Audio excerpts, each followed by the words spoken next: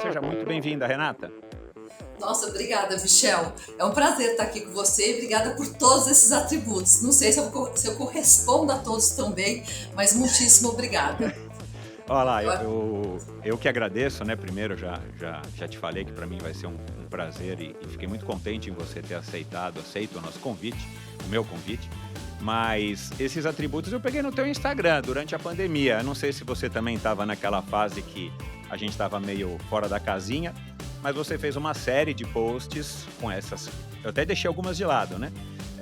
Porque já eram muitas, demais. Mas você falou assim, eu sou isso, e você tinha uma foto escrito comprometida. Boa aluna não, que boa aluna acho que eu li em algum lugar, ou você falou isso lá no Gregário pro Álvaro Pacheco. Mas enfim, mudou alguma coisa disso ou você continua se reconhecendo dessa maneira, mesmo pós-pandemia? Honestamente, eu me reconheço dessa maneira, assim, tão engraçado. Eu acho que eu fui uma pessoa privilegiada porque eu nasci com um espírito alegre. Então, eu sou uma pessoa alegre e a alegria traz muitas possibilidades para você, né? Então, eu sempre fiz tudo com muita alegria e esporte foi uma delas, né? Então, o esporte tem muitos esportes que você também precisa ser corajosa, e corajosa não só em praticar, mas ter a audácia de ser talvez a primeira do seu grupo a testar aquilo, a fazer aquilo, né? Eu acho que isso tem muito a ver comigo e não. Eu acho que eu faço a mesma coisa que está lá, aqueles posts que eu fiz, acho que refletem exatamente quem eu sou. E não só para mim, eu gosto muito de incentivar os outros a fazerem esporte ou fazerem qualquer coisa que tirem eles, meus colegas, meus parceiros, do cotidiano que acaba ficando monótono, né? Então, eu sou uma incentivadora de você ousar fazer uma coisa nova. Então, quando eu fiz 50 anos, eu fiz uma... Não, eu me dei a chance de falar, todo ano eu vou tentar aprender uma coisa nova.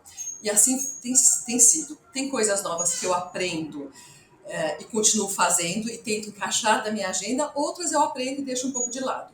Por Uhum. exemplo, tarô. Ah, legal, é isso que eu ia falar. O tarô é uma coisa muito fora do meu dia a dia, né? Assim, uma coisa que, quando as pessoas perguntam, mas você lê tarô? Eu falo, eu leio, por incrível que pareça, eu leio. Porque foi eu queria aprender uma coisa muito diferente da minha área, que não era de business, não era de esporte, era algo completamente diferente do que eu imagino, inclusive, que eu mesma iria fazer. E eu adorei. Acabei achando uma ferramenta muito legal, não para predizer futuro de ninguém, porque eu sou muito racional, eu não acredito em predição de futuro, mas eu acho simpático as cartas do tarô, como eles podem ajudar alguém a fazer uma reflexão sobre uma pergunta, sobre uma dúvida. Então é muito mais como um material de provocação ou aconselhamento para o outro pensar o que pode ser feito. Então eu adoro. Às vezes eu tiro para mim sozinha, estou fazendo alguma coisa, deixa eu tirar aqui um tarô Aham. para eu ver como está a vida. Você anda com as cartas do tarô sempre à mão. Eu ando, ó, tá aqui, ó, meu tarôzinho. Que eu descobri que você falou que era o tarô de White, né? Eu não sei se é Waite ou Wait, White, que é diferente do de Marselha, né? Que eu também não conhecia nada, mas eu fiz aqui uma rápida pesquisa e descobri que esse de White, ele é um pouco mais elementar, né? Para quem está ingressando aí enfim, nessa curiosidade. Mas você então, até então, você já tinha tido contato com algum tipo de alguma forma com uma taróloga, um tarólogo, sei lá. Você já sabia o que era e já tinha experimentado alguma coisa. Ah, sim, mas eu nunca tinha Aham, experimentado ler, né, para alguém. Eu exato, já tinha ido em tarólogas, ou ouvido tarólogas, até mais como entretenimento. Quando eu era mais jovem, principalmente depois que você fica mais maduro, você entende melhor quais são as suas condições, você precisa menos do outro para prever o seu futuro, né? O futuro está nas nossas mãos, no que a gente faz no cotidiano, é isso que eu acredito. Mas aham. eu nunca tinha lido tarô, né? Como uma pessoa do outro lado que leu tarô para alguém. Então resolvi fazer uma aula de tarô e fiz uma série de aulas. E nessa. Tá passando helicóptero aqui, vou esperar um minutinho. Nessa Não, mas tá série dando de para te aulas. ouvir bem. Aham. Nessa série de aulas, no final você tem que fazer algumas leituras para pessoas que você não conhece. E isso sim é um desafio, né? E a primeira leitura que eu fiz, uma pessoa que eu não conhecia, que era uma discípula, seguidora da minha professora, ela fez uma pergunta muito difícil e quando eu abri as cartas, deu uma resposta muito negativa. Ih, Eu falei, bom, eu não vou falar isso para ela, eu vou interpretar e fazer uma narrativa positiva. E foi isso que eu fiz. Eu não falei que não ia, assim, eu pedi para que ela pensasse que a vida fosse, a vida são escolhas nossas e que nem sempre o que a gente quer para hoje é o que é melhor para o futuro. Enfim, fiz uma narrativa muito legal. Acabei minha sessão, daí liguei para minha professora e falei, nossa, eu tô até suando frio aqui, porque eu fiquei muito na dúvida do que aconteceu. Enfim, daí passaram-se alguns meses, a minha professora ligou e falou, olha, ela me ligou e falou que é verdade, não aconteceu o que ela queria que acontecesse, mas ela pensou muito em você, nas coisas que você falou para ela. Eu falei, ufa, que bom que eu ajudei alguém. Que legal, cara. Acho que eu nunca conversei com alguém que fosse um tarólogo ou tivesse alguma experiência com isso. É uma Não, eu coisa sou muito que... iniciante, né? Assim, eu não nem me Aham, considero uma taróloga, eu faço como algo paralelo, né? exato, um hobby, uma É, maneira de sair da zona comum e aprender coisas novas e exercitar o outro lado do cérebro. exatamente isso. Foi assim que Exatamente isso. foi por isso que eu comecei o endorfina. O problema é que eu acabei me viciando e ficando aqui já quase 6 anos desse lado aqui do microfone para receber pessoas que você sabe muitas já conhecer, você conhece muitas das que passaram por aqui, e pessoas como você, porque você é mais uma convidada que me disse assim: "Bom, mas eu não sou igual às pessoas que já passaram por aí, não sou campeã, não tenho títulos, não tenho nada, assim, de relevante no esporte, mas eu não acredito nisso". E uma das convidadas que me falou isso foi a Maria Eugênia, que é casada com um dos filhos do Cid. Eu não sei se você ouviu, né, o episódio com a Maria Eugênia, Sim, que sim. também é ciclista, né, e tal. E foi um episódio que teve uma repercussão super legal, justamente pela combinação, né, de ser uma mulher que tem o esporte, muito ligado na vida dela, como você tem, e um histórico longo de esporte e paralelo uma vida profissional, independente, ativa e profícua, além, claro, da história de ser mãe, que não dá para a gente desprezar o peso que isso tem na vida de uma mulher que escolheu ser mãe. Mas, Renata, antes da gente partir para a pauta, e a pauta eu acho que está bem legal, você vai gostar, é uma das perguntas que eu queria deixar para o final, mas vamos lá começar com essa pergunta, porque eu falei aqui, eu brinquei aqui no começo, e eu não tinha ideia que você tinha sido professora de um MBA de gestão de luxo e tudo mais.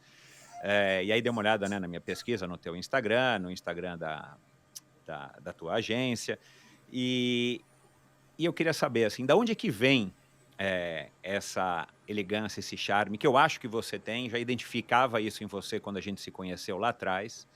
Ela vem de berço, você frequentou, né, por conta aí da tua mãe, a escola da Madame Poços Leitão. De onde é que vem esse teu esse teu envolvimento, porque naquela época você acha que não trabalhava com isso, né, você na época que a gente se conheceu e a gente estava indo para Santos, nos teatros e tudo mais, mas eu sempre te identifiquei como uma mulher, assim, elegante, uma mulher charmosa, uma mulher fina, né, com PH. De onde é que Adoro. vem isso? E depois você foi trabalhar com isso, cara. Me conta como é que foi isso. Eu acho que é um pouco das duas coisas, né? Eu acho que eu sou uma pessoa que gosta de estética, então eu tenho um senso estético apurado, eu gosto de coisas belas, eu gosto de fazer, e eu acho que o belo não está ligado só às coisas da aparência, está ligado muito mais à atitude, né?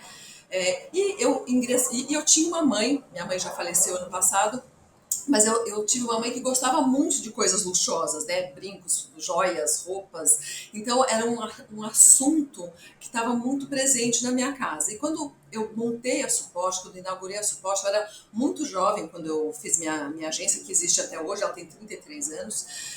Teve uma oportunidade de eu participar de uma concorrência para uma marca importante de luxo. Uhum. E eu usei esses meus recursos de conhecimento que eu tinha da minha casa para fazer essa concorrência. E acabamos ganhando a concorrência, na época era a concorrência da Tiffany. E naveguei super bem nesse universo, porque eu sabia os nomes, eu sabia como as pessoas se relacionavam nesse meio das coisas mais sofisticadas. Então foi um pouco mais natural, né?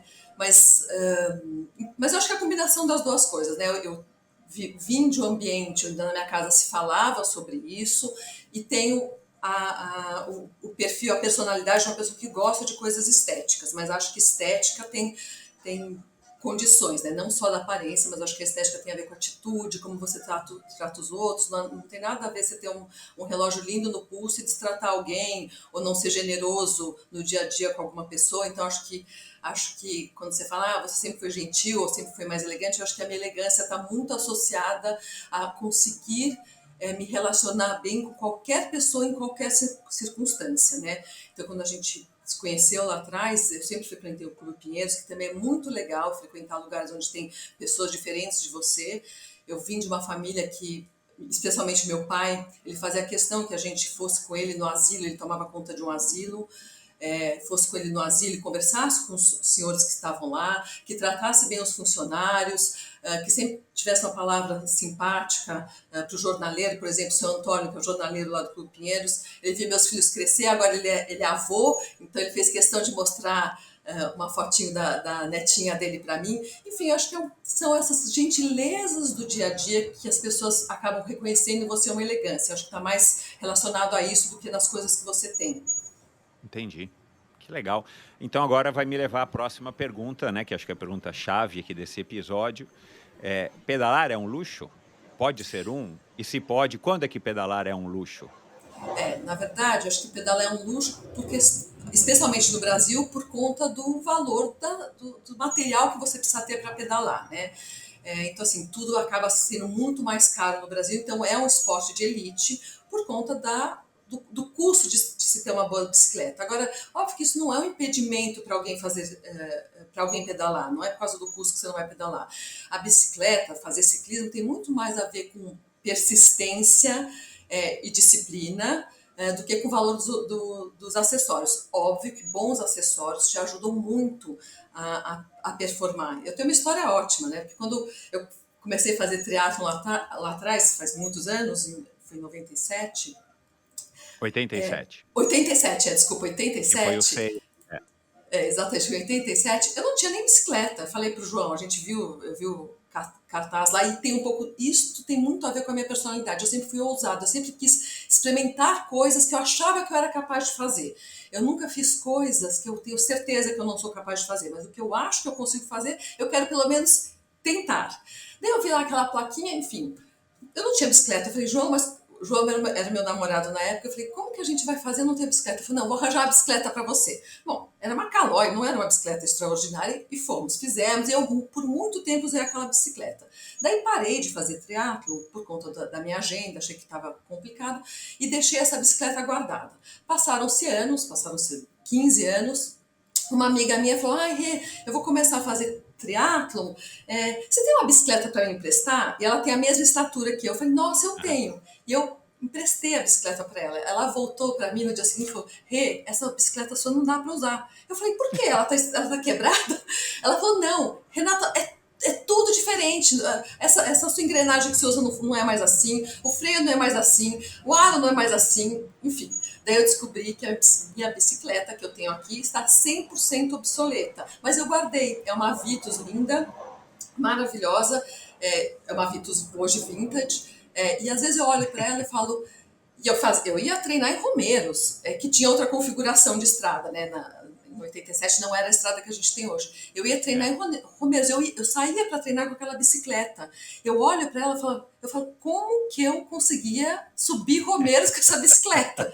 Mas eu conseguia, porque é um pouco Exato, isso. porque era o que tinha também, né? Você não tinha outra opção. Exatamente. Então, voltando um pouco à sua pergunta, sim, acho que o ciclismo é um esporte de elite por conta dos acessórios, dos melhores acessórios que você pode ter para performar melhor, mas não pode ser um impedimento, né? Porque lá atrás, quando a gente não tinha todos esses acessórios, quando a gente não tinha essas bicicletas que quase pedalam sozinhas, a gente conseguia fazer, a gente conseguia pedalar. Eu entrava, pegava minha Caloi CC, minha Caloi 10 e pedalava, e estava tudo certo.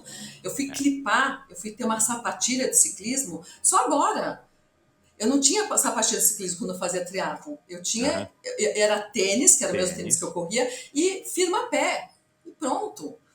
E estava lá, competindo, ganhei, né, subi em pódios algumas vezes, porque essa é uma coisa legal de você ser ousada na sua categoria.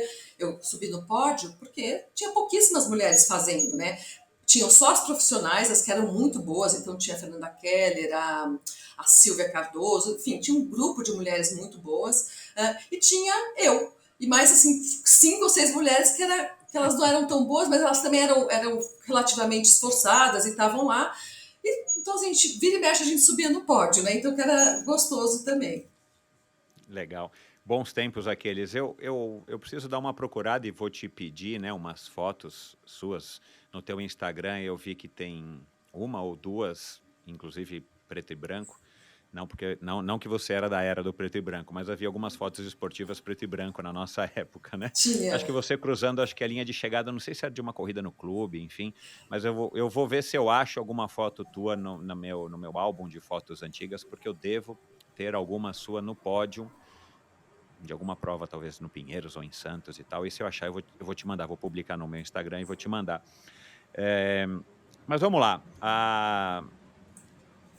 A infância, a sua infância, foi uma infância que eu descobri também, né, que foi no Colégio Porto Seguro. Você estudou no Colégio Porto Seguro, e você frequentava o Esporte Clube Pinheiros. Fala um pouquinho aí como é que foi a tua infância.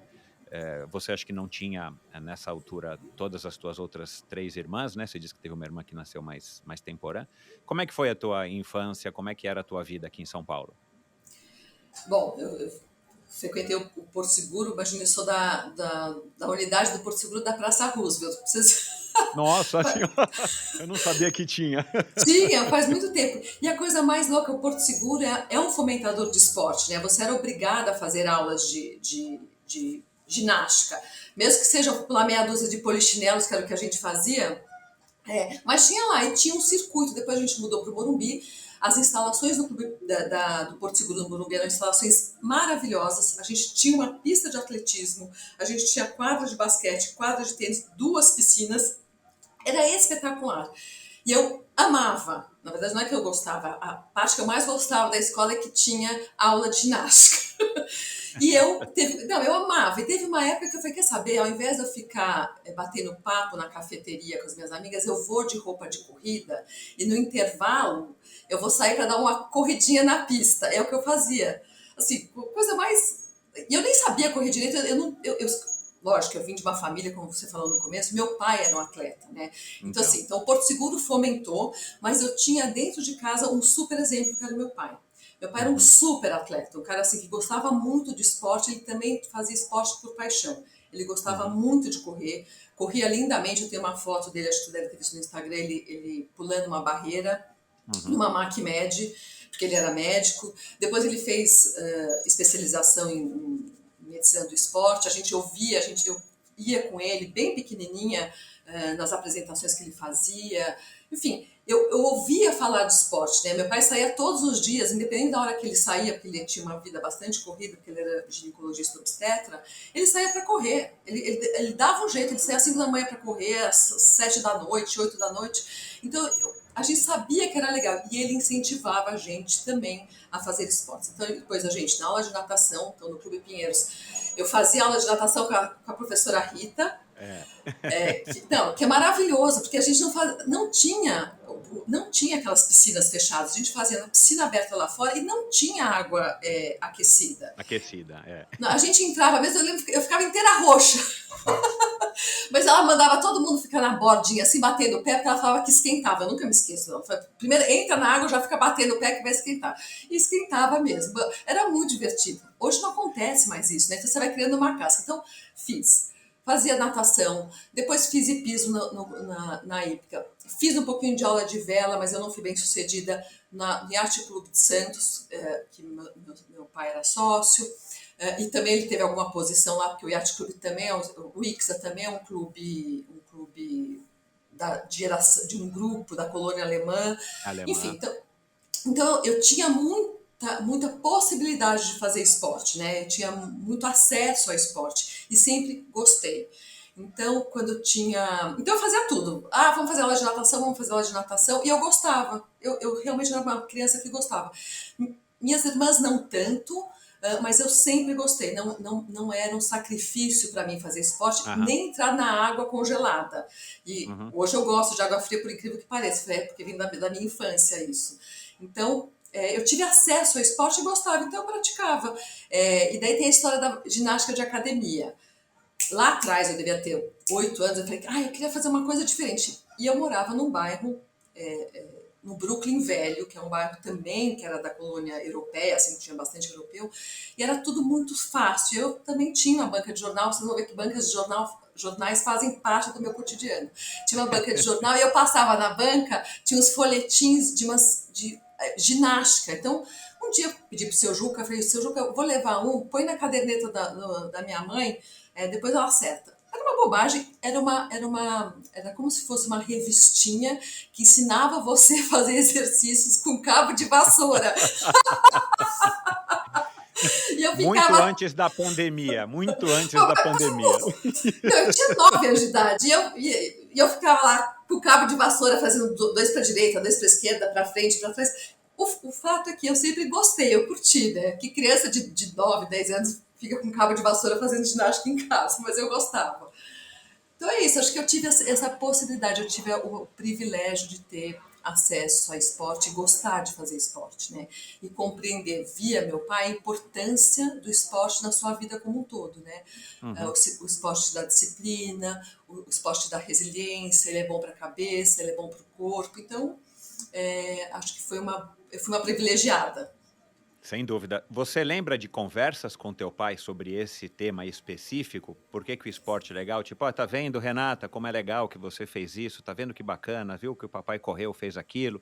Tinha conversas, assim, com esse assunto em pauta, ou foi uma coisa que foi sendo passada, enfim, por osmose, por exemplo, né, principalmente, naturalmente, não era uma coisa muito direcionada? Eu acho que tem mais a ver com exemplo. Eu acho que meu pai, eu sempre tomei café. Meu pai acordava muito cedo e eu sempre acordei muito cedo também. Então eu sempre tomava café da manhã com meu pai e virava e mexia, ele falava alguma coisa, mas nunca foi sentar e vamos conversar sobre isso. Tinha muito mais a ver com exemplo. E como ele dava essas aulas, às vezes ele perguntava algumas coisas pra gente, eu contava pra gente, ou levava a gente para assistir alguma aula dele. Eu lembro que uma aula que eu fui assistir dele, ele foi convidado para dar uma palestra, eu não lembro qual era o tema, mas eu lembro que ele falava alguma coisa foi quando eu aprendi o que era volume, como tinha deslocamento na água quando uma pessoa andava e que músculos ela precisava mexer para deslocar não sei quanto de água dentro da piscina. Eu lembro que aquilo ficou na minha cabeça. Daí eu cheguei pro meu pai e falei, você pode me falar como que funciona? Eu não entendi. Daí ele me explicou como calculava o volume de uma piscina. Mas foi uma coisa muito pontual. A gente não tinha essas conversas no dia a dia, mas eu acompanhava o meu pai no Clube Pinheiros, né? A gente estava Uhum, sempre lá. Ele corria, uhum. ele fazia exercício, ele falava sobre fazer alongamento um pouco antes, depois, porque às vezes eles faziam uns aquecimentos que eu falava, não, mas papo, por que você faz assim com a perna deles? Ele explicava, é porque eu preciso, na verdade, alongar o músculo, não vou saber o nome, X, porque eu queria hoje treinar e queria dar um tiro, queria fazer fartlek, enfim. Então era muito mais espontâneo, não tinha nada pré-programado, mas foi um Entendi. grandíssimo exemplo, né? Sem dúvida, sem dúvida. Ahm, e você já falou aí algumas vezes dessa tua coragem de ser, às vezes, a pioneira de um grupo, de estar enfrentando situações que talvez você não tinha exemplos femininos. Você já parou para pensar também como é que, enfim, como é que isso foi despertado em você? Tipo, cara, vou fazer triatlo, não conheço ninguém, falou lá com o João, vamos fazer triatlo, vamos. E você disse, não sei se foi naquele e-mail que você me mandou, naquele texto, ou se eu li em algum lugar, que você disse que você era um pouco diferente das mulheres da sua idade naquela época, né? Eh, que o esporte fazia parte do seu cotidiano, diferentemente talvez das suas amigas do Porto Seguro, amigas depois da faculdade e tal. Eh, da onde que você acha que veio isso também, talvez uma inquietação, essa vontade de estar experimentando coisas novas? Ó, vou te responder de 2 jeitos. Um, que a coisa legal de ter nascido e ter um pai como meu pai, nós éramos 4 mulheres e na minha casa nunca teve diferenciação de gênero, porque não tinha um outro gênero, né? Então, tudo que. Não tinha isso. Você é menina, você não pode correr na pista. Você é menina, não pode. Você aprendendo a cavalo. não existia isso. Engraçado isso, eu fui aprender depois. Assim, na minha casa não tinha esse debate de gênero que tem hoje. Uhum. Então, não existia essa diferença. Eu sou menina, ele é menino, eu posso fazer, ele não pode fazer. Então, isso acho que ficou no meu psique, assim, na minha forma de fazer as coisas. Então, eu nunca achei que aquilo era uma coisa mais masculina ou mais feminina. Eu só fazia e vou lá fazer e tá ótimo. Agora, o que fez a minha geração não tinha tantas pessoas que tinham acesso ao esporte, né? Eram menos mulheres que faziam esporte, mas na minha cabeça não tinha isso. Eu queria fazer, eu via meu pai correndo, também quero correr, eu tenho potência, eu acho que eu consigo correr, eu consigo nadar, eu já nadava. Enfim, acho que é um pouco essa soma das duas coisas. Não ter uma diferenciação de tarefas por gênero dentro de casa, o Uhum. que ajuda muito, e ter acesso ao esporte, né? Então, a minha geração não tinha, eram poucas mulheres que tinham isso. Isso é claro, né? Quando eu corri a minha primeira maratona, que eu acho que eu até pus no texto, tinham 20% da prova eram Você mulheres. falou, é verdade. E hoje em dia 50%, é maravilhoso. Exatamente. Então, assim, se é só por conta de gênero, é por conta de acesso, eu não sei, talvez a combinação das duas coisas. Então, e ser corajosa, eu nasci uma criança corajosa, assim, não sei, eu não tenho medo das coisas, porque acho que a coragem vem da sua autoconfiança, né? Eu sempre fui muito autoconfiante. O que é bom, o que é ruim também, né? Porque às vezes você pode se colocar em umas roubadas. Mas acho que é isso, que é mistura de personalidade, de autoconfiança, com achar que não tem gênero para uma coisa nem outra e ter acesso ao esporte desde pequena, né? Uhum. E você falou, né, desse teu interesse pela ginástica, que você comprou lá os panfletinhos, que eu já imagino aqui que devia ser da Jane Fonda, né? Ela com aqueles maiôs, tipo Não, asa foi. delta, não sei Olha, como é que foi chama. bem antes da Jane Fonda, mas eu fiz muita Jane Fonda. Você tá vendo? Eu fiz muita Jane Fonda, eu Olivia adorava. Newton-John, né? Exatamente, com polainas coloridas e macacões de elanca, porque não existia lycra. A gente está falando de um Exato. tempo muito longe, as coisas melhoraram muito, mudaram muito, né? Então, assim, era Aham. polaina, mas nosso macacão era de elanca, o negócio não esticava.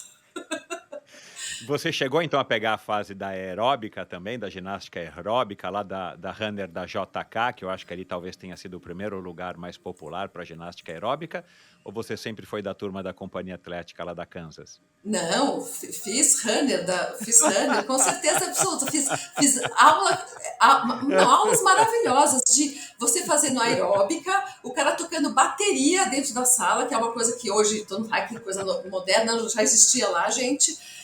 E fazia muito, adorava. E nessa época eu já trabalhava, então eu me despencava do Brás, eu trabalhava numa indústria de underwear no Brás. Vinha na hora do almoço fazer ginástica e voltava. Mas eu amava. Eu fiz muita coisa, assim, tudo que aparece eu faço. Eu tento fazer, vejo, isso aqui é pra mim, isso não é pra mim, isso dá pra fazer, não dá pra Uhum. fazer. Eu ainda não fiz o tal do beach tênis, porque infelizmente eu me machuquei. Fiquei 6 meses machucada ano passado, acabei de voltar agora, tô acabando a minha recuperação. Então Aham. ainda não me aventurei no beach tênis, mas com certeza farei esse semestre. Exato. Vocês têm casa na Baleia, não tem? Na Baleia não, em Camburizinho. Ah, tá. Porque tem uma quadra, tem campeonatos organizados, deve ter em Camburi também, mas na Baleia tem. Então, eu acho que lá pode ser um lugar interessante para você começar, pelo menos fica num ambiente mais propício do que as quadras aqui do clube ou, né, as quadras que tem por aqui na Faria Lima. Ô, Renata, e você namorou o João por um bom tempo, né? Quantos anos foram? Putz, namorei o João por 8 anos. Olha lá, muito E a tempo, gente ainda fez, mais a gente fez nos muita tempos de coisa. hoje, né? É.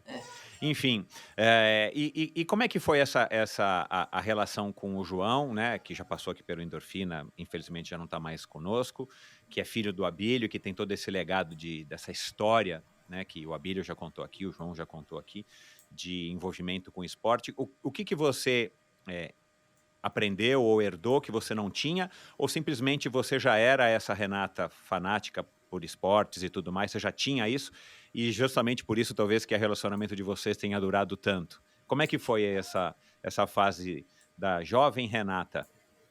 Olha, boa pergunta. Bom, eu sempre fiz esporte, então quando eu conheci o João Paulo eu já fazia esporte. E a primeira vez que eu saí com o João Paulo, que ele me convidou para sair, A gente não foi em algum lugar, assim, tomar alguma coisa, a gente foi correr no Clube Pinheiros. Ele me Ótimo. falou, vamos sair disso aqui. Eu falei, hoje à tarde eu vou correr no Clube Pinheiros. Eu falei, então eu também vou. Então, Aham. meu primeiro encontro oficial de Encontro. alguém pedir o outro para sair O foi primeiro date. o primeiro date foi uma corrida no Clube Pinheiros. E uma coisa que eu acho super curiosa, e talvez o Abílio não saiba isso, porque eu acho que talvez nunca falei para ele, mas daí comecei a namorar com o João Paulo, a gente aprendeu, a gente fez muita atividade esportiva junto, coisas que nem eu nem ele tínhamos feito, então um sempre colaborou com o outro. E essa é a mesma coisa hoje aqui com o meu marido. A gente faz muita coisa nova junto, a gente faz muito esporte junto. Mas tem uma coisa interessante do Abílio, que quando o João foi me apresentar para o Abílio, eu já estava namorando ele um tempo, ele perguntou o que você faz. Eu respondi que eu fazia Escola Superior de Propaganda e Marketing, que tinha estudado no Porto Seguro, etc. Tá? Falei todos os meus predicados profissionais. Ele perguntou, não, eu quero saber de esporte. A cara do Abílio, meu. Daí eu falei para ele, olha, eu faço tudo. Eu corro, eu nado, eu ando de bicicleta. E daí ele já ficou todo feliz. Daí ele falou, acho que estamos no caminho certo. Mas a Que primeira legal. maratona que eu fiz foi também a primeira maratona que o João fez. O João. Nessa época a gente não estava namorando, porque a gente teve um relacionamento muito bom, mas só que a gente ia e voltava, que faz todo sentido por conta da nossa idade. A gente era muito novo, né? Então, com 18 anos, eu estava descobrindo um monte de coisa. O João Paulo também sempre foi um moço muito assediado. E tinha esses intervalos que no final eu olho para trás e acho que foram muito bons para todo mundo, né? Eu sempre gostei muito de o João Paulo sempre gostou muito de mim, e a gente teve uma relação do começo ao fim muito saudável. Quando a gente achou que ela ia não ficar mais saudável, a gente resolveu cada um ir para o seu lado. Mas a gente fez muita coisa junto, né? Então a primeira maratona a gente fez junto, vamos fazer, vamos. E tinha uma coisa um pouquinho... uma competição, mas uma competição saudável entre os dois, né? Então, mas você fez tanto, eu fiz tanto. Você fez um pouquinho mais que eu. Não, mas tinha um pouquinho, mas engraçado as pessoas que olham de fora, e eu sou, de modo geral, eu sou assim com meu marido hoje também, não é uma coisa nociva, é muito mais estimulante do que nocivo, né? É pro lado bom. É pro lado bom. Você já correu? Mas quanto você fez? Aí eu fiz 8. Você devia ter feito um a mais. Eu fiz 7. Fiz 7 quilômetros. Quanto você fez?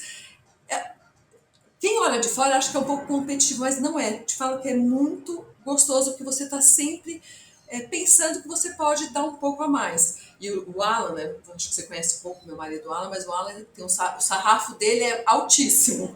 Então, assim, tudo tem que ser bem melhor. Você fez isso, mas você podia ter feito melhor. Você fez lá, mas podia ter feito melhor. Agora me conta essa história que você falou, se você se sentir à vontade para falar, sobre essa história de que você não gostava de receber as medalhas de premiação, você achava que você não era merecedora. Isso tem a ver, talvez, com um pouco dessa tua ascendência germânica?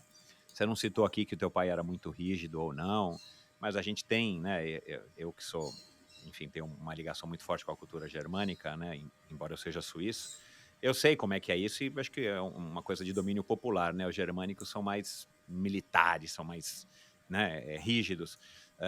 Você herdou um pouco isso, talvez, dessa tua cultura germânica, do Porto Seguro? Ou o que era essa questão de que você não gostava de receber as medalhas de participação? Eu acho que tem um pouco, sim, dessa estrutura né, mais austera das coisas. Por muito tempo, eu não peguei medalha de participação nas provas onde eu não pus nenhum esforço antes, onde eu não me preparei para fazer. Porque eu achava que fazia pouquíssimo sentido eu ter uma medalha de uma coisa que não tinha nenhum esforço. Ao invés de eu correr 21K ou 10K na rua, eu só estava dentro de uma prova correndo. Eu não tinha nenhum esforço. Entendi. Eu não via mérito em receber uma medalha se eu não me esforçasse. Te falo que eu ando repensando isso, e muitas vezes eu falo para amigos meus que organizam esportes e organizam provas, falam, vamos fazer uma troca, eu pego o valor da minha medalha, é R$2, é R$5, vamos dar para uma instituição de caridade e eu tiro uma foto falando que eu fiz a chegada. Renata, preferiria 1000 vezes isso, fazer a minha contribuição para o esporte de forma diferente. eu ainda prefiro guardar os troféus e as medalhas onde eu tive um esforço, mérito para recebê-las. Aham, É isso. entendi. O problema é que essa fala ela pode ser muito mal percebida, né? Eu estou falando do meu mérito, é o jeito como Dos, eu enxergo o mérito. Porque tem aham, muita gente que para andar, fazer uma caminhada de 3 quilômetros é um super mérito. Porque a pessoa foi lá, ela se esforçou, ela não faz aquilo normalmente. Então, assim, essa minha fala não tira o mérito do outro. E não estou falando para as pessoas que elas não podem receber medalhas, não é isso. Na minha linha de raciocínio, eu prefiro, eu me sinto mais confortável, mais alegre quando eu recebo uma medalha de algo que eu tive um mérito para fazer, que saiu do meu dia a dia, né?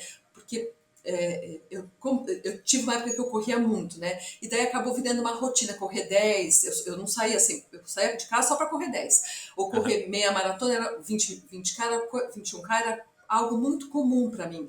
Então, quando eu entrava nessas provas, vamos correr a prova de não sei aonde, eu estava fazendo o que eu fazia quase todos os dias, então eu achava que não fazia sentido.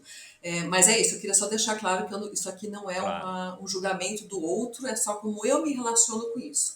Mas se eu Uhum. pudesse, sim, trocar minhas medalhas de participação por uma doação para algum instituto que incentive esporte, eu adoraria. Fica a dica para quem organiza provas. Exato, exato. Não, é uma ideia bem interessante, de fato. Agora, fala um pouquinho então do teu contato com o triatlon, porque, ouvindo agora você falar da sua, né, desse teu estilo, que você se reconhece aí desde jovem, de ser corajosa, hã, enfim, não ter medo de desafios e tal. O triatlon naquela época, né, eu comecei um ano depois, era para eu ter começado no C&A, só que aí eu torci o pé e não deu para fazer a etapa final, que era acho que Santos, né, etapa final.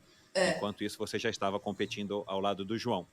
Hã, era uma aventura, né, Renata. Eu lembro que eu também fui de Calói 10, fui de tênis, com um capacete de skate, comendo uma barra de chocolate na área de chocolate, na área de transição, que estava toda derretida, óbvio. Né, e talvez não, para gerações mais novas, isso seja uma coisa absurda, né. Mas naquela época a gente não tinha o conhecimento, a gente também não tinha essa talvez preocupação que o conhecimento hoje gera, de: "Não, eu não vou naquela prova se eu tiver com um tênis defasado, eu não vou naquela prova se eu tiver com uma bicicleta assim, eu preciso ter pelo menos uma bermuda, um top X".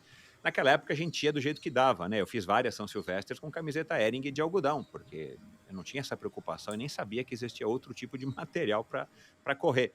Como é que foi então para você e ao lado do João ter se aventurado no triatlon naquela época que foi uma maravilha para quem viveu, né? eu acho uma maravilha. Eu vejo nossas fotos. Nossa, a gente era muito aventureiro, porque se a gente compara com hoje, é outro mundo, né? Às vezes eu falo para meus filhos, eu mostrei um dia desse uma foto para os amigos dos meus filhos que estavam aqui, e eu falei, olha como era a chegada. Na verdade, era uma bandeira escrito quase à mão, chegada, com dois bambus. Eu falei, era assim a chegada. E a gente não tinha o relógio que pegava cronometragem, a gente não tinha esse. E fazia pouca. Quer dizer, hoje, olhando para trás, a gente sabe que faz diferença. Mas como estava todo mundo no mesmo jeito, fazia pouca diferença. E eu lembro que tinha alguém, eu não lembro quem é dessa turma, que falava, quando vinha alguém muito arrumadinho, eu falei, isso aí não vai não. Era alguém do clube que falava, isso aí não vai correr bem não, não se preocupa. Porque a pessoa se preocupa, a gente tinha um olhar errado também, né? Que a gente achava que um grupo achava que o outro tá com muito equipamento, ele mascarava a potência de fato dele, né? Aham. E não é uma verdade. A gente sabe que as pessoas são potentes e aumentam suas potências, inclusive com a roupa adequada, o sapato adequado, etc. E tal. Mas a gente foi evoluindo naquela época, conforme as coisas foram melhorando, a gente foi trocando os acessórios, a gente foi incrementando, mas você falou, eu não fiz sempre tudo com o João, porque como a gente ia e vinha muitas vezes eu fiz prova sozinha, eu acho que eu cheguei a ir com você para uma prova, eu não lembro se foi Paraty ou se foi Você Angra. falou. Eu da minha memória tá horrível, cara, eu não vou lembrar, mas pode ser. A gente foi para uma prova fazer junto, mas era isso. Eu não tinha grandes equipamentos. Eu tinha a minha bicicleta Vitos, que está aqui até hoje guardada comigo, foi com ela que eu terminei minha carreira de triatlon. Né, óculos de natação é algo mais simples, mas a gente também usava o que tinha. Acho que a gente foi evoluindo com o que tinha, né? Acho que o que evoluiu bastante também, não só de acessórios, é a forma de treinar, né? Como se treina hoje. Então, eu lembro quando eu treinava lá atrás, talvez eu tinha um excesso de treino com menos qualidade, né? Hoje eu acho que a gente treina menos com mais qualidade, que eu acho um super ganho, né? Eu treinava 7 dias por semana, não faz muito sentido mais isso, porque a gente não tinha tantas técnicas de treino. Hoje a gente tem, mas a gente fazia, né? A gente tinha essa ousadia de ir para o Rio, punha a bike no carro, ia até o Rio de Janeiro, nem sabia se a estrada estava tão boa ou tão ruim, mas vamos lá, fazer um reconhecimento de percurso, às vezes fazia, às vezes não fazia, e bora fazer a prova e vai dar tudo certo. Acho que tinha um pouco dessa coragem de todos que fizemos isso, né? Os pioneiros, eles sempre desbravam caminhos para os outros, né? Então, quando você topou fazer, quando eu topei fazer, mais aquela meia dúzia de pessoas que estavam lá fazendo, elas abriram o caminho. Quando a gente começou, as pessoas não sabiam o que era triatlo, nem a gente sabia, né? Eu lembro quando eu vi essa plaquinha na C&A, eu fiquei lendo, falei, deixa eu entender como funciona. Eu lembro que eu falei, não, mas eu consigo correr. Isso aí eu corri, eu não lembro quanto eu corri, acho que era 8K, não lembro. Eu consigo correr, isso eu consigo nadar. Pedalar 80K, eu não tinha noção do que era pedalar os 40, 80K, eu não tinha noção, porque eu nunca tinha feito, mas me aventurei. Porque quando você é jovem, você tem uma potência física que facilita, né? Exato, Então hoje é mais difícil de eu me aventurar em coisas que eu cegamente, eu ainda faço, mas demora mais para fazer essa escolha.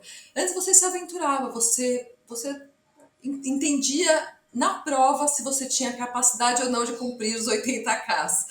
Então era isso. Acho que a gente foi crescendo, eu fui crescendo com o esporte conforme o esporte foi crescendo no Brasil também. E daí eu tive que um momento, até porque eu queria ter uma carreira profissional, eu não conseguia alocar tudo, né? Treinar esporte, até porque os treinos eram treinos mais demorados do que são hoje, então não tinha tecnologia, então não conseguia fazer uma reunião por Zoom, eu não conseguia resolver alguma coisa para o WhatsApp, você precisava se locomover de um lugar para outro, então ficou quase insustentável eu ter minha carreira, ter minha profissão e fazer triatlo. Então eu resolvi parar, então até quando o Gandolfo começou a dar treino no Pinheiros, começou a dar treino lá, foi a época que eu saí e me dediquei à corrida, porque a corrida é um esporte muito mais fácil, né? Eu ponho o tênis e saio correndo, de onde quer que eu esteja, e eu faço isso hoje no mundo inteiro, em qualquer lugar que eu vá, a primeira coisa que eu faço, eu ponho o tênis e saio para correr. Primeiro que eu gosto de saber onde eu estou, onde tem a padaria, onde tem o jornaleiro, onde tem isso, porque eu faço um reconhecimento de local via corrida. Então, daí comecei a correr. E também, corrida também foi algo que mudou muito, né? Tênis de corrida, hoje em dia você tem 1 milhão de tipos de tênis. Na minha época não tinha 1 milhão de tipos de tênis, tinha alguns. Eu lembro que tinha um que era assim, meu sonho, eu acabei depois conseguindo comprar um, chamava-se Air Mariah. Nossa, eu lembro, eu competi com ele muitas provas. Olha, você lembrou de um que eu não lembrava, é verdade. Nossa, não, porque assim, eu fiquei assim, porque não tinha no Brasil, não era que você ia na loja e comprava, entrava na web. Alguém tinha que trazer para você, a pessoa precisava acertar o seu número. Isso aí. E era maravilhoso. Então eu lembro quando eu comprei esse Air Mariah, eu pus no pé e eu guardava ele assim, eu tirava, só usava em prova, guardava direitinho para não estragar, coisa que ninguém mais faz hoje, né? Porque daí alguém me falou, acho que foi até o Marcos Paulo, um dia me falou, não, mas esse tênis seu tá muito velho. Eu falei, não, eu adoro correr, então ele ia antes. Ele falou, mas você sabia que depois de 7 mil quilômetros o tênis, não sei, acho que 7, o tênis não serve mais? Eu falei, eu não sabia, tá servindo até hoje para mim. Ô, Renata, e você gostou do triatlon? Foi uma modalidade assim que mexeu contigo, e quando você parou, resolveu voltar só para corrida? Foi um pouquinho assim ruim? Você gostaria de ter continuado? Ou foi uma modalidade que você participou, foi legal enquanto você viveu e você já estava de novo focado aí na maratona, em 91 e tudo mais? Eu gostava muito de fazer triatlo, porque eu gosto muito dessa coisa diversa, e você mexe o seu corpo inteiro no triatlo, né? Você corre, nada, pedala, e por incrível que pareça, hoje o que é meu forte, que é a bicicleta, que é o pedal, não era meu forte na época. Eu pedalava Aham. muito mal. Eu nadava relativamente bem, então eu saía da água relativamente bem. Eu sempre saía bem da água. Mas no pedal era uma catástrofe. Eu via todo mundo me passando. Eu falava, ai não. E na corrida eu corria relativamente bem. Não tão bem quanto, óbvio, as profissionais ou as melhores atletas, mas eu corria bem. Quando eu era jovem, eu fazia assim, 10K em 40 minutos, 39, que era bom para naquela época da minha geração. Hoje em dia não é mais tão bom, né? Assim, hoje em dia essas meninas, eu vejo os amigos dos meus filhos, elas correm muito rápido, elas são assim, as espoletas. Mas voltando, eu gostava muito do triatlo, mas demandava muito tempo, né? E a Aham. corrida demandava menos, e a corrida eu sempre gostei de correr. Então a corrida para mim ainda é, mesmo que hoje eu faça menos, eu pratique menos, ainda para mim é o esporte que dá mais a endorfina da corrida para mim não tem igual. Assim, não Uhum. tem igual. Acho que corrida não tem igual. Então eu sofri um pouco por conta da coisa diversa, mas acabei, na verdade, ficando feliz de conseguir continuar correndo e ter essa endorfina da corrida que eu acho maravilhosa. Daí eu Uhum. parei um tempo, né? Quando eu resolvi, tá bom, não vou mais fazer triatlo, deixa eu arranjar um outro desafio. Eu gosto de pequenos desafios, né? E daí resolvi correr uma maratona, que também era algo que tinham poucas pessoas fazendo, né?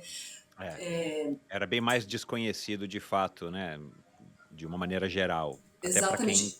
orientava, né, os corredores, né. Exatamente. E a Eliana Rainer, do Clube Pinheiros, tinha um grupo de mulheres, a Ana, a Eliana, tinha um grupo de mulheres no Clube Pinheiros que corria já longas distâncias. E eu corria com elas no clube, mas mais informalmente. E um dia eu falei: nossa, alguém me falou, vai ter uma prova em Nova York, você devia treinar para correr.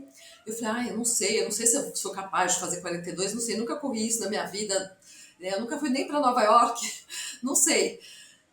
Daí a Eliana, eu falei: Eliane, você topa me ajudar? Você topa me treinar? Ela falou: olha, topa, acho que você. E ela foi super honesta comigo. Ela falou: vou te treinar porque você quer. Ainda acho que você tem uma estatura que não é a melhor estatura para correr maratona. Você se daria melhor em distâncias mais curtas. Porque E você é ela, alta, né. não, eu sou grande, né? Eu não É. sou uma mulher delicada, fininha, magrinha. Eu sempre fui robusta, para não falar gordinha. É, Não, você nunca foi gorda, nunca eu te vi nunca fui. gorda. Eu É. sempre, Não, mas eu sempre fui você forte. é uma alta padrão alemã, né. Eu sou, exatamente. Daí eu falei: mas eu queria muito fazer, porque é um desafio, etc. E tal. E ela me treinou. Ela me deu os exercícios, ela falava para mim como eu deveria correr, fazia exercício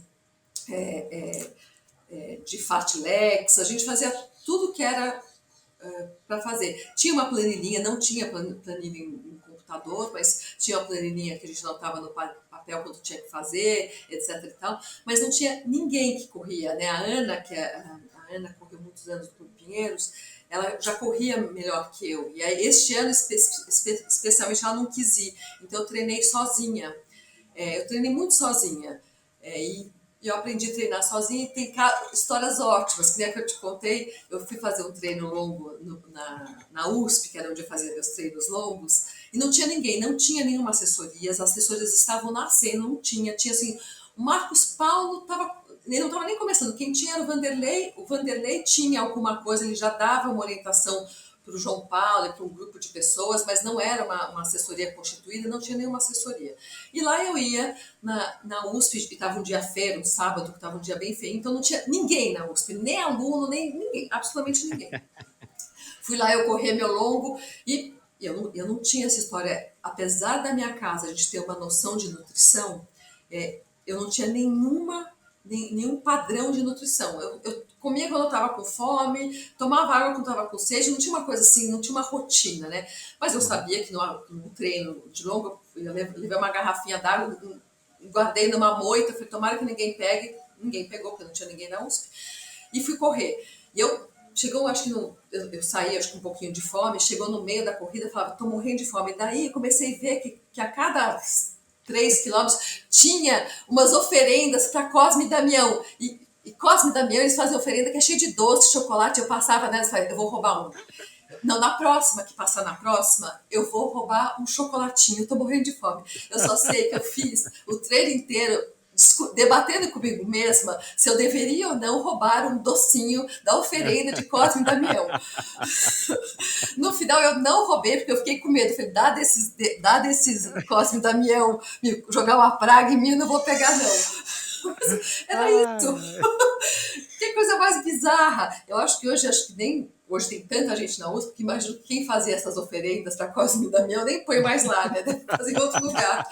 Olha, eu acho que não, eu vou pouquíssimo, mas eu vou à USP, nunca ouvi isso lá, viu? Olha, era cômico. Não tinha ninguém, gente, mas não tinha ninguém, absolutamente ninguém. Assim, era um deserto. E essa eu acho que é uma parte da minha parte corajosa. Eu não tinha medo nenhum. Ai, você tem medo? Ai, não, você foi correr sozinha. Eu não sei, eu não tinha medo nenhum. Eu sempre achava que eu estava, não sei, que eu estava protegida. E sempre fui protegida também, assim, por algo mais cósmico, porque nunca me aconteceu nada. Então, Que bom. E aí você estreou, você correu 2 maratonas só, é isso? Nova York, 91, e depois você voltou para Nova York ou correu qual outra? não, eu corri uma maratona no Rio de Janeiro depois, que foi a minha última maratona. E Nova York foi legal, porque foi minha primeira maratona, eu não tinha previsto, eu não tinha como intenção fazer um tempo especial, eu queria terminar bem. Eu terminei super bem, eu ainda poderia continuar correndo se acabasse. A coisa mais louca é que, assim, também não tinha muita estação de comida, de bebida. Eu lembro que no final da prova eles estavam dando pra gente experimentar Gatorade. E eram uns copinhos Olha, o pequenininhos lançamento. assim. É lançamento de Gatorade, era maravilhoso. Era maravilhoso, era tipo um elixir. Você chegou a pagar um elixir, que era um Gatorade. Maravilhoso. Depois, acho que passou 1 ano, 2 anos, o Gatorade veio pro Brasil. Mas muito louco. E foi muito legal. Assim, foi uma experiência super gostosa. Adorei fazer, adorei ir para Nova York. Eu não conhecia Nova York direito. Eu adorei, assim. E daí eu falei, putz, praticado. Daí eu fiz mais uma vez. Eu falei, não, 42 para mim também deu, porque eu sou. É puxado, eu sou pesada, enfim. Achei que era muita coisa. Mais 21 eu fiz um monte. Um monte. Nem sei te falar coisa, mas eu fiz um monte, assim. Porque 21 acabou sendo um tempo, assim, tranquilo, assim, 21 é um tamanho bom, 10 e 21 é um tamanho ótimo para fazer. Eu sou super favorável também a meia maratona, ao meio Ironman, porque eu acho que são distâncias que você encaixa na sua rotina de uma maneira saudável e te proporciona talvez um prazer para quem gosta de uma coisa um pouco mais longa, onde você consiga elaborar melhor o seu desempenho e a sua performance ao longo, né, do exercício. Agora minha filha vai fazer o primeiro triatlon dela, vai fazer um Floripa 70.3. Então tá super animada, super centrada em fazer direito, e ter a planilha, e ela tem a roupa certa, ela tem o relógio certo, tá tudo certo. E a gente fazia, Legal. eu falava pra ela, Rafa, sabia? Porque às vezes ela fala assim, ela fala, o que eu vou fazer? Eu tô sem, enfim, um equipamento X ou Y. Eu falo, você vai fazer como todo mundo fazia, vai lá e treina, sem nada. Exato. E essa é uma coisa que é muito legal, que eu tenho uma percepção do meu corpo muito boa, porque na nossa época, como a gente não tinha tantas ferramentas para controlar a nossa percepção de esforço, você controlava a sua percepção de esforço, né? Você sabe, você conhece melhor o seu corpo. Então, acho que isso é um grande atributo de não ter tido o privilégio de ter ferramentais para controlar tudo da sua vida quando você faz esporte. Então, hoje eu sei, raramente eu erro, se eu estou sem relógio, para a minha pulsação. Eu nasci, né? Eu corri maratona, eu corri triatlo com um reloginho Timeless que dava assim o cronômetro, as parciais e só. E eu tirava a frequência cardíaca no dedo, né? Como você provavelmente. A gente tirava a frequência cardíaca no pescoço e no pulso. Era isso. Então acho que te dá uma... Isso é uma coisa interessante, como é importante você ter essa percepção do seu corpo, né? Ô, Renata, e a competição sempre foi importante para você? Porque você falou dessa história do mérito de não ter se esforçado muito para fazer uns 21, 10, o que quer que seja, e ficou bem claro, né, que essa é uma visão sua, e eu até concordo, né? E, aliás, é o que a gente depois passa para os nossos filhos, né? Não importa a nota que você tire, você tem que se esforçar. Se você não se esforçou, né, você errou. Mas se você se esforçou e tirou uma nota baixa, pelo menos você se esforçou. Agora, a competição, esse prazer que você já citou algumas vezes que você tinha de vez em quando subir no pódio e tudo mais, que claro, quem não gosta, né? Mas era importante ou para você também o esporte tinha mais significado de uma maneira geral, simplesmente pelo fato de você estar praticando e não necessariamente ter competição? Ou você sempre buscou competições, seja de corrida, de triatlon e de outras modalidades, como agora mais recentemente do ciclismo? Meu desafio sempre foi, sempre foi fazer a prova, né? Óbvio que eu adoro quando eu vou para o pódio, mas essa não é a minha única motivação, nem minha principal motivação, né? A minha motivação é fazer o meu melhor, é eu tentar conquistar o que eu me propus a conquistar. Então, eu tenho um episódio interessante que quando eu voltei a pedalar, fazer bike de estrada, os amigos me convenceram a fazer o Grand Fondo de Nova York. E daí falaram, você precisa treinar, porque eu acho que você vai se dar bem. No final, eu entrei numa assessoria de, de ciclismo de estrada no Arthur Audi, no personal team, e ele me treinou para fazer o Grand Fondo de Nova York. E daí, para este Grand Fondo, todo mundo fala, não, você vai se dar super bem, você vai lá, eu tenho certeza que você vai conseguir pegar pódio na sua categoria. E eu fui muito imbuída disso. Aham. Antes de fazer a prova, eu treinei um montão. Antes de fazer a prova, eu vi os tempos das últimas duas provas da minha categoria, da minha faixa etária. Eu acabei, na verdade, entendendo que eu conseguiria, sim, estar dentro daquela, ser premiada dentro da minha faixa etária, e treinei para isso. E, na verdade, fiz uma prova super legal, mas eu não consegui o pódio, né? Eu fui a quinta da minha categoria de idade. Aham. Eu fiquei super chateada. Eu tive muita cãibra, então não consegui fazer porque eu tive muita cãibra no final. E fiquei super chateada. Eu não aproveitei a minha vitória de estar lá, de ter... E daí eles falavam, não, você foi a quinta da sua categoria, tem não sei quantas mil mulheres aqui. Eu fiquei, quer saber, eu estava preparada para subir no pódio, para fazer, ser uma das 3 melhores da minha categoria. Não consegui, fiquei chateada. Então é isso, assim, às vezes, quando eu me programo para subir do pódio, eu gostaria de estar lá. Então, mas, de modo geral, não é isso que me motiva, né? Eu prefiro as minhas vitórias particulares. Então, eu tenho histórias mais divertidas, assim, histórias, pequenas coisas que me fazem sentir vitoriosa, pequenos desafios que eu coloco para mim mesma. Então, por muitos anos eu corri sem relógio.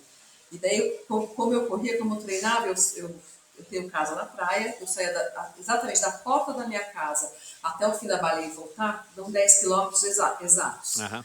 Então, eu falo, vou fazer isso e vou fazer o seguinte, eu vou chegar na baleia e vou ver quem está na minha frente correndo, e eu preciso passar essa pessoa até ela passar por um determinado poste. E assim eu ia me exercitando. E teve uma cena que foi ótima. No final do ano tinha um cara correndo. Eu nunca me esqueço, eu tinha uma camiseta que era um bulldog. Atrás eu falava, vou pegar esse bulldog. Na hora que eu cheguei nele, ele acelerou, ele veio comigo. Eu falei, nossa, eu já estava assim, pulos, bota pra fora. Fui até a Barra do Saí, quando eu voltei, o cara foi embora. Eu falei, ufa, tudo bem, fui para casa. No dia seguinte, voltei para fazer o mesmo percurso que quando eu corria assim, tipo, 6 dias por semana. Aham. Voltei a fazer o mesmo percurso, mesma coisa. Achei um alvo, que era um menino mais baixinho, não sei o quê, encostei nele, o cara junto comigo. Eu falei, não acredito. Daí ele veio comigo e ele falou, você estava correndo aqui ontem? Eu falei, eu estava. Ele falou, eu tenho um amigo que chegou em casa e quase vomitou. Eu falei, seu amigo tinha uma camiseta com bulldog? Ele falou, tinha. Eu falei, fala para ele que eu também. Que história! Não, é ótimo, porque nesse aspecto eu acho que gênero tem uma coisa divertida, porque em algumas modalidades, homem não gosta de ser ultrapassado por mulher, né? Pois é, tem isso, muito E disso. daí quando você aproxima o cara... Não, olha, foi muito engraçado. E daí, Então, assim, acho que são essas pequenas vitórias. Eu me divirto mais com isso, eu fico mais contente com isso do que se eu entrar no pódio. Mas é óbvio que se eu treinar, a penúltima competição que eu fiz de bike foi lá no Letap do Rio, por sinal uma prova lindíssima, muitíssimo bem organizada. É Muito, incrível que é bem organizado o Letap do Rio. A primeira prova que eu fiz para acompanhar meus amigos. Foi ótimo, não sei o quê. Acabei chegando em segundo lugar da minha categoria. E eu nem sabia, eu estava no hotel, alguém me ligou e falou: Renata, estão te chamando aqui para o pódio. Eu falei: nossa, que delícia, sobe aí. Eu tenho uma amiga que chama Renata, que é do meu, que fazia, que estava no grupo também. Eu falei: sobe aí, pega por mim o, o troféu. E daí no outro, ano passado, eu falei: quer saber? Vou tentar fazer esse negócio de verdade. Daí fiz e fui primeira da minha categoria, e daí eu fiquei super feliz. Então foram duas vitórias. Eu ter me comprometido e ter conseguido fazer o que eu me comprometi, então meu mérito ser pago, né? E subir no pódio, ser divertido, enfim. Acho que tem. Eu não tenho essa história de, talvez essa seja uma grande diferença, eu não preciso participar de coisas só para subir no pódio. Eu preciso primeiro participar para satisfazer algum desafio particular e meu, e depois se eu subir no pódio, ótimo. Se eu treino para subir no pódio, daí eu vou treinar para subir no pódio. E daí eu sou mó chita, eu faço direitinho, vou lá, treino, não bebo antes, vou na nutricionista, como o que é certo, tenho que fazer direitinho. Fora essas vezes, eu só me divirto com as minhas vitórias e com as minhas derrotas. E as derrotas, elas são tão importantes quanto as vitórias, porque você olha para trás e fala: o que eu fiz de errado? E daí nessa prova do Grand Fondo de Nova York, claramente eu me alimentei muito mal, porque eu conhecia menos. Eu tinha uma estratégia de alimentação, mas eu pisei na bola, eu comi pouco antes, porque eu estava muito ansiosa para fazer a prova, então eu dormi mal, comi mal. Enfim, óbvio que eu tive câimbras, né? Tá ouvindo? Agora sim. Tá. Ô, Renata, e como é que você está enfrentando e enfrentou, né, o passar dos anos? Porque é legal isso que você falou, nós éramos jovens, a gente tinha força, tinha energia, tinha essa coragem, né, a gente era destemido, e isso faz parte da gente ser jovem. Aí você casou, teve, né, o Meus Nicolas 2 filhos. e a Rafa, e você foi envelhecendo como todos nós, né? Como é que você foi lidando com o peso da idade e a sua relação com a atividade física, com a nossa própria vontade, o nosso próprio vigor em estar desempenhando fisicamente praticamente diariamente ou diariamente? Como é que foi para você lidar com as mudanças que ocorreram ao longo dos anos depois, enfim, de uma certa idade? Tipo, agora que você fez 30, depois quando você fez 40, você já está, né, já tá com 56. Como é que você vem lidando e como é que você encara isso? Bom, acho que o esporte, praticar esporte, qualquer atividade física, ajuda muito você a encarar o seu envelhecimento, né? Porque você acaba envelhecendo de uma forma mais saudável. Então, acho que o esporte te dá vitalidade, e se você tem vitalidade, você põe no esporte, vira um ciclo bem, bem positivo.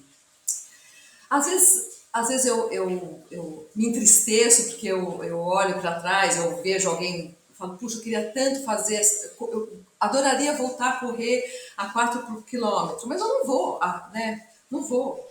Assim, não vai acontecer, porque eu não tenho mais condição de fazer isso.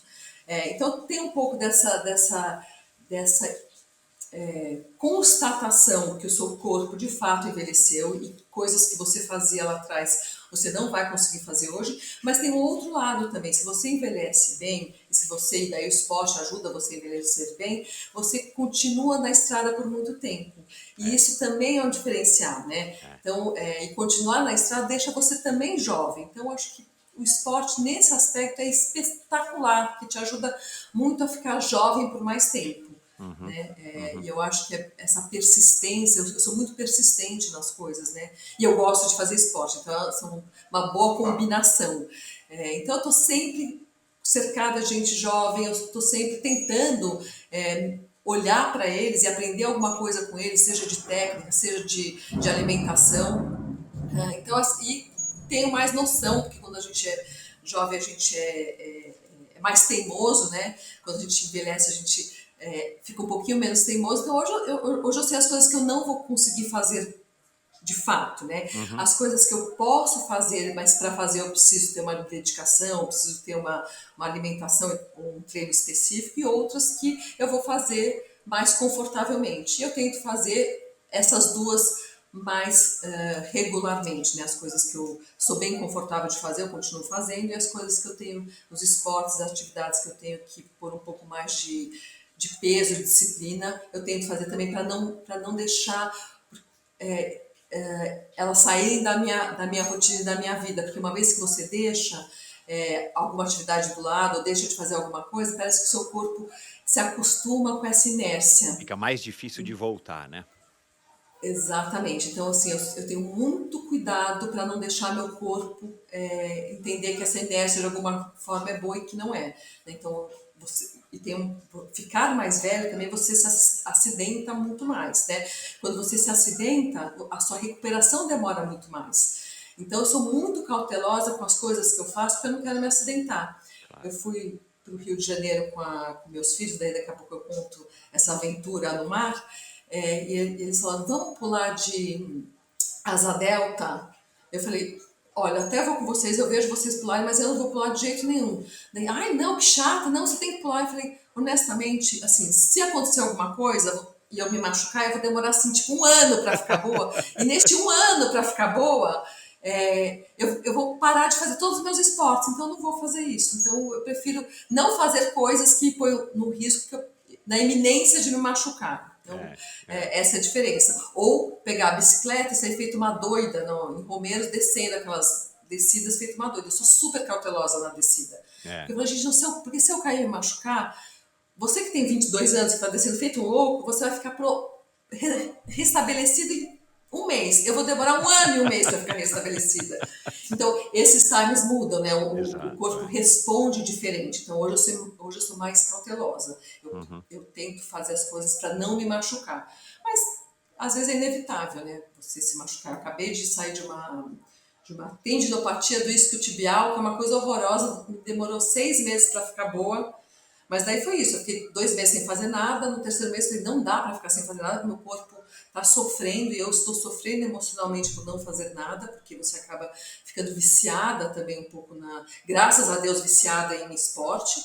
Então você precisa fazer para ter endorfina, para a sua vida funcionar da melhor forma. Então parei de fazer, falei, quer saber o que eu posso fazer? Posso andar e posso nadar. Daí comecei a andar muito, andei assim, tipo, eu conheço a cidade de São Paulo inteira, eu sei que da minha casa até a Pinacoteca e voltar são 4 horas até. Comecei a andar, eu vou fazer um guia, sabe, as faixas de Gaza de São Paulo, eu sei exatamente onde são as faixas de Gaza, onde é perigoso andar. Eu já sei tudo sobre andar, porque eu andei muito os últimos 6 meses. E voltei a nadar muito, foi daí que eu te encontrei. Exato, a gente estreou na mesma prova, né, na Fuga das Ilhas, no ano passado. Ô, Renata, eu quero que você me conte dessa aventura no mar aí com os seus filhos, mas me fala um pouquinho antes, como é que ser a Renata, desse jeito que você está contando aqui para mim e para quem está ouvindo, né, ter esse atleticismo, né, tão intrínseco ligado a você, como é que ele impactou no seu papel como mãe, né? A sua gravidez foi legal, o seu puerpério foi legal, eles te consideram uma mãe jovem, ou tipo, mãe, você não quer saltar de asa delta, você tá velha, você tá chata. Como é que é isso, né? Porque eu te vejo uma mulher super jovem, embora nós tenhamos praticamente a mesma idade, mas eu vejo você uma pessoa jovem de espírito e ativa desse jeito. E a gente sabe, né, que quando a gente tem 20, 25 anos, 24, que é a idade dos seus filhos, a gente não tem muito essa percepção, né, das pessoas mais velhas. Mas como é que tem sido isso para você? Como é que foi no começo da tua gravidez? Você passou por uma gravidez legal? Você se relacionou bem com os teus filhos desde o começo? Você serviu também de exemplo como teu pai foi? Como é que foi essa relação, né? O Alan pratica diversos esportes e tudo mais. Como é que foi isso e como é que eles te enxergam hoje? Tá, bom, eu tive uma gravidez maravilhosa, porque eu sempre fiz 2 esporte e gravidezes, né? não, maravilhosas, mas a gravidez da Rafaela foi uma gravidez interessante, porque assim, eu corri, eu fui para o hospital, entrei em trabalho de parto numa sexta-feira à noite. Na quinta-feira anterior, na quinta-feira antes dessa sexta, eu estava com meu pai trotando no Clube Pinheiros. A gravidez da Rafaela, eu corri a gravidez inteira, lógico que não passo num ritmo muito menor. Eu usava uma coisa que é uma faixa, como se fosse uma barrigueira, uma faixa que você põe para sustentar a barriga, mas eu engordei muito pouco. Na verdade, eu engordei só 7 quilos na gravidez da Rafaela. E meu corpo estava eu estava muito bem, então foi super tranquilo, ela nasceu super tranquila. Quando eu engravidei do Nick na sequência. Na verdade, eles têm 1 ano e 2 meses de diferença. Eu ainda estava amamentando, a Rafaela quando eu engravidei do Nicolas. E daí, na gravidez do Nicolas, eu comecei a correr porque eu achei que eu fosse usar o mesmo padrão, mas meu corpo não respondeu bem. Assim, no terceiro mês de gravidez dele, eu falei, não vai dar para correr, porque eu estou sentindo muita pressão na pelve, não vai ser legal. Então, eu não corri na gravidez dele, eu resolvi nadar na gravidez do Nicolas. Então, isso é uma coisa legal, porque assim, eu tenho essa percepção do meu corpo. Eu não forcei o meu corpo a fazer uma coisa que não ia ser legal. Então foi ótimo. Eu tive os meus 2 partos foram partos naturais, normais. Parabéns. Foram partos normais. Amamentei os meus 2 filhos e ainda acho que tudo isso tem a ver com a minha prática esportiva. De ser forte, de aguentar um pouco a dor. Não é, né? Trabalho de parto não é uma coisa não dolorosa, mas é uma coisa que passa, né? Você tem a dor do parto, mas rapidamente ela passa. Então, assim, eu tive uma gravidez ótima, fiz esporte durante as minhas 2 gravidezes, uma eu corri, o outro nadei, fiquei ótima, amamentei os 2 e aprendi a correr no sol a pino por conta dos meus filhos, porque... a Rafaela nasceu pequenininha, ela nasceu bem pequena e ela amamentava muito. E eu tinha uma janela para correr que era assim, na mamada dela de manhã, a última mamada dela de manhã até a próxima, era tipo 11h30 da manhã. Eu corri durante 1 ano às 11h30 da manhã. Se fosse um sol a pino, eu estava correndo. Então, eu aprendi muito a correr no sol. Então, para mim, hoje também, o calor não é uma coisa que me incomoda tanto como incomoda mais gente, porque eu fiquei muito acostumada. Pelo tempo que eu tinha que correr naquele tempo, senão eu não ia conseguir. Porque também eu não parei de trabalhar. Então, eu tive filho, continuei trabalhando, queria fazer esporte, enfim, eu fiz uma agenda bastante recheada de compromissos, mas fiz uma super boa, fiz porque eu queria, porque eu ficava feliz em fazer tudo isso. E hoje, a Rafa e o Nick adoram, né? Eles adoram, porque eu faço esporte, os amigos deles fazem esporte com a gente faz esporte com eles. Então, assim, eles vêm, a gente nada, a gente corre, a gente anda de bike. Os amigos da Rafa e do Nick estão agora começando a andar de bike, muitas vezes eles andam com a gente. Eu virei uma ciclista relativamente boa, assim, de ciclismo de estrada, eu pedalo bem. Eu não pedalava bem, depois eu te conto essa história, que foi quando eu fiz o teste para pedalar no personal team. Foi interessante, mas enfim, o nosso dia, o lifestyle, né, o estilo de vida da minha família, ele tem a ver com esporte, né? A gente faz tudo em família, a gente sai para correr junto, a gente sai para nadar e a gente faz parte do estilo de vida da minha família fazer esporte. E os nossos amigos a mesma coisa. E quando tem amigos que não fazem esporte, eu sou uma hora incentivadora. Eu falo, vamos fazer isso, vamos fazer aquilo. Sai para andar, vamos dar uma andadinha, vamos nadar. Essa prova do Rio de Janeiro foi engraçada, eu resolvi fazer a tal da Rainha do Mar, que também, parabéns aos organizadores, é espetacularmente bem organizado, impressionante que é bem organizado. E o Nick tem uma namorada, a Júlia, e ela jogava tênis super bem, joga beach tênis super bem, mas nunca foi de correr, de nadar, etc. E tal. A gente está introduzindo ela nesse meio. E a danadinha é ótima atleta, ela foi saiu para correr, acho que ela faz 5 por quilômetro. Começou a correr, já faz 5 por quilômetro. Uhum. Então, é uma menina danada, desperta. E o Alan deu para ela de Natal, desse Natal, uma touca, o kit de presente foi um maiô, uma touca e um óculos. Não podia falar mais nada, né? E eu dei inscrição da prova. É tipo assim, ou você vai ou você vai. Maravilhoso. Ela treinou um pouquinho, mas um pouquinho chegou lá na prova e é muita gente, né? São 800 mulheres, que são baterias de mais ou menos 300 pessoas. Na bateria dela, que é uma bateria forte, você podia escolher 500, 1.000 e 2.000 para nadar. Ela escolheu a bateria de 1.000 e, óbvio, ela estava assustada, né? Porque a primeira vez que você faz uma coisa, nadar no mar com um monte de mulher, é uma estapeação na hora que sai. Não porque as pessoas querem se bater, é porque você está procurando o seu espaço na água ali, né? E daí ela se assustou e resolveu subir numa prancha de apoio. Daí o cara perguntou para ela, mas você tem algum problema do coração? Ela falou, não. Ele falou, você sabe nadar? Ela falou, sei. Ele falou, então espera, se você quiser eu te levo para areia, senão você continua. Ela respirou fundo, falou, não, vou fazer. Fez 22 minutos, lindinha. Então, assim, a gente estimula as pessoas a fazerem esporte e a entenderem quão prazeroso é isso.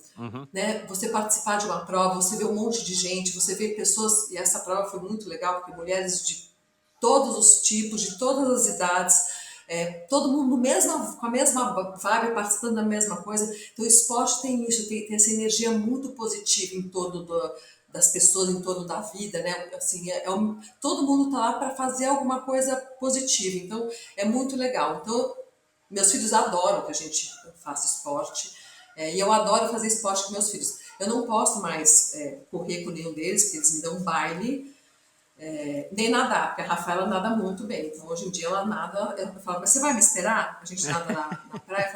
Ela falou, não, mamãe, eu vou e volto. Eu falei, tá bom. Mas vocês todos nadaram, inclusive o Alan, no Rei e Rainha do Mar? Não, no Rei e Rainha do Mar, essa prova foi uma prova só feminina, foi só Rainha do Mar. Ah, que legal. Não, uma prova 800 mulheres, é incrível. Mas aí foi você, a Júlia e a Rafaela? Eu e a Júlia Rafaela. A Júlia e a Rafaela fizeram a prova de 1.000, eu fiz a prova de 2.000. Eu achei incrível, eu achei muito legal. E daí é um pouco isso, né? Você traz as pessoas para esse universo. A Júlia adorou, foi uma das primeiras experiências, foi a primeira prova de natação de água aberta que a Rafaela fez, ela adorou também, já está super animada, quer fazer outra. Exato. E daí você vai entendendo a graça da coisa, né? Como é bom fazer esporte. E você acha que eles, a Rafaela e o Nicolas, eles já estão captando esse espírito legal, ou eles ainda têm outras motivações? Eventualmente eles querem se autoafirmar, eles estão querendo ganhar, eles estão querendo alguma coisa diferente, ou eles já sacaram essas lições que você já aprendeu desde criança com o teu pai e que você leva até hoje? Acho que cada um tem uma personalidade, né? O Nick é um bom atleta, mas o Nick era jogador de futebol. E ele sempre gostou muito de jogar futebol, mas ele se machucou e não conseguiu evoluir da forma que ele queria. Com 18 anos, esse menino foi jogar futebol sozinho no interior da Polônia, num time de terceira divisão da Polônia. Nossa Senhora, que legal! Cara, agora a Polônia passou frio, hein? Não, passou frio e ficava. Não, foi sozinho. Eu criei filhos muito independentes, muito autônomos, porque eu acho que essa não é independentes, né? Porque eles gostam de ficar com a gente, eles ainda têm uma dependência, eles são crianças autônomas. E isso é outra coisa que eu acho que o esporte te dá. O esporte pode te dar muita autonomia, né? Muita certeza da possibilidade que o seu corpo pode fazer por você. Então, o Nick e a Rafa. Eu acho que eles têm caminhos diferentes. A Rafa é um pouquinho mais competitiva, acho que ela quer achar o espaço dela dentro do esporte. Nem eu, nem eles, assim, acho que o Nick tinha um talento específico, que era o talento do futebol. Ele é um menino talentoso, é um bom jogador de futebol, mas ele infelizmente, ele machucou o joelho, daí isso atrapalhou essa carreira dele. Mas a gente não tem grandes talentos, né? Acho que a gente tem muito mais uma vontade muito bem lapidada do que um grande talento. Mas isso não tira o mérito deles também. Então eles têm amigos, o Fezinho Petersen, o Di, que são meninos que correm muito, né? Que eles correm muito. Eu falo, gente, vocês não... ele nasceu com isso, ele tem uma coisa que é dele. Mas tudo bem, a gente vai na mesma, a gente pode fazer a mesma prova, a gente vai se ver na chegada e na largada e na chegada. Para falar oi, para falar tchau depois, não no meio da prova. E tá tudo certo, mas cada um é de um jeito, sabe? Acho que a única coisa que eu acho legal é eles entenderem isso, que eles são responsáveis pelo corpo deles, né? E eles têm autonomia de fazer a decisão que eles querem. Então, é uma coisa que aqui sempre foi óbvio, veio do meu pai também, assim, eu sou muito tradicionalista com relação ao que comer, ao que beber e ao que drogas consumir. Né, assim, acho que é muito legal você ter certeza que você passaria num exame de doping. Então, assim, acho que é importante você fazer uma boa alimentação, mas eu não sou a pessoa que acha que tem que ficar tomando 1 bilhão de vitaminas, 1 bilhão de coisas. Come bem, eu sou aquela, sabe, de comida de verdade, come bem, toma a vitamina que precisa, o suplemento que precisa, mas não precisa ficar se entuchando de coisa. Treinar faz bem, treina que vai dar certo. Eu estava com um grupo de amigos um dia desse e alguém me falou, um amigo falou, eu tomo 5 Advils por dia. Eu falei, mas pra quê? Ele comendo um cheeseburger, eu vou falar, ele comendo um cheeseburger e tomando vinho. E tô comendo batatinha frita. Eu tomo 5 Advils por dia. Eu falei, mas por que você toma tudo isso de remédio por dia? Ah, porque é anti-inflamatório, dizem que anti-inflamatório é bom para longevidade. Eu falei, olha, você me desculpa, mas bom para longevidade mesmo é não comer essa batatinha frita nem esse hambúrguer todo dia. Não, porque é isso, né? As pessoas gostam, sabe que as pessoas gostam de shortcut, as pessoas gostam de um atalho, mas o atalho não resolve. Exatamente, exatamente. E o pior, assim, eu não sou um especialista, muito pelo contrário, eu não entendo quase nada disso, mas a minha experiência me diz que isso faz parte, acho que, da natureza, né, do ser humano. A gente prefere o caminho mais curto, né? Só que chega em alguns aspectos das nossas vidas, depois de uma certa idade, que a gente tem essa percepção de que muitas vezes não é a melhor saída, principalmente para que a gente tenha uma vida mais saudável, né? E especificamente aqui no caso aí do teu amigo. Agora, você já passou um pouco dessa história, provavelmente eles vão ouvir, né, essa nossa conversa, espero que ouçam, porque para eles Lógico, lógico pessoalmente vai ser muito legal. Eles têm noção dessa tua história, dessa tua ligação? Aí você disse que o teu pai não passava esses valores para você diretamente quando você era garotinha. Você procura passar isso para eles de alguma forma? Não fazer uma reunião sobre isso, mas ir passando aos poucos, seja com os teus exemplos, com os exemplos deles. Como é que você transmite esses seus valores, que muitos foram aprendidos pelo esporte, graças ao esporte, para eles? Acho que informalmente, muito pelo exemplo, mas informalmente, o papo em casa gira muito em torno de esporte, por incrível que Que pareça. legal. Então, assim, o que você vai fazer esse final de semana? Esse final de semana eu vou correr com meu amigo, puxa, eu não vou no bloquinho tal, porque eu tenho que treinar para a prova Y. Eu tenho uma academia em casa, eu tenho uma casa, a minha cozinha é horrível, porque eu não cozinho, mas em compensação, minha academia, a nossa academia aqui em casa é maravilhosa. E a gente convida os amigos, o programa convida eles para vir fazer ginástica. E a gente faz isso. Pô, excelente, né? Excelente. Excelente. Então, vira e mexe, tem gente nadando, vamos fazer né?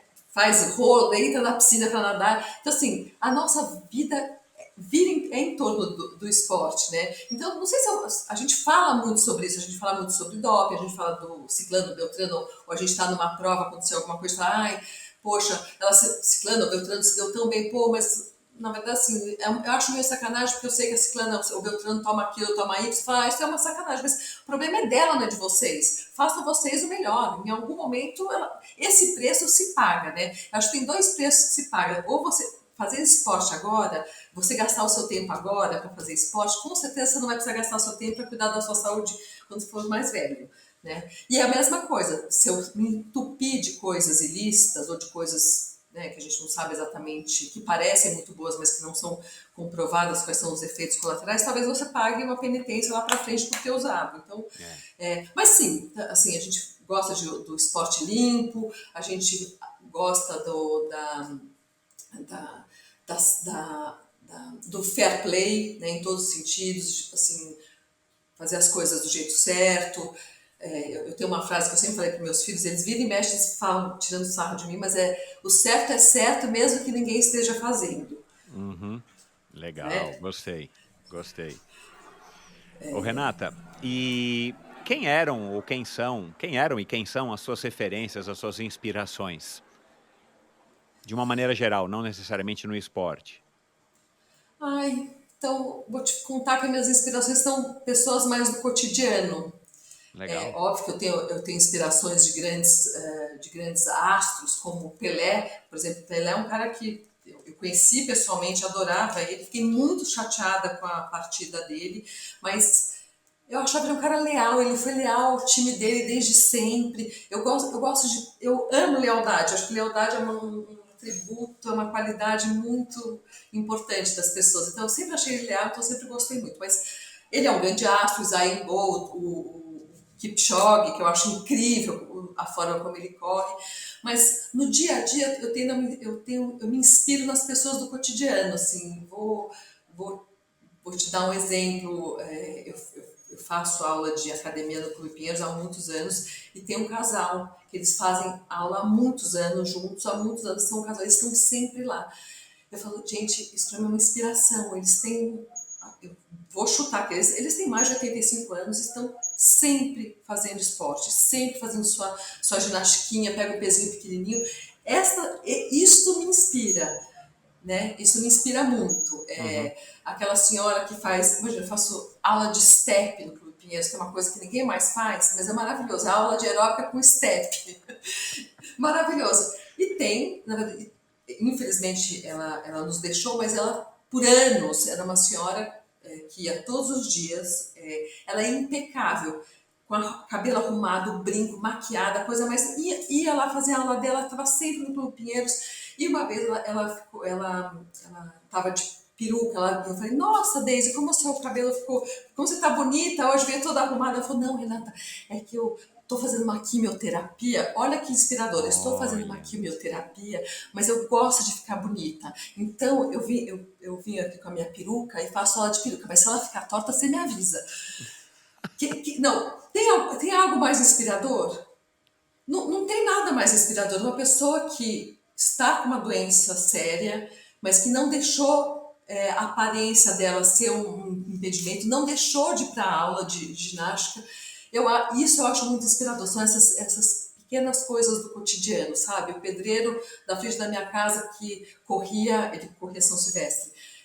Eu saía para correr, ele já tinha acabado de correr, que ele estava entrando na obra para trabalhar.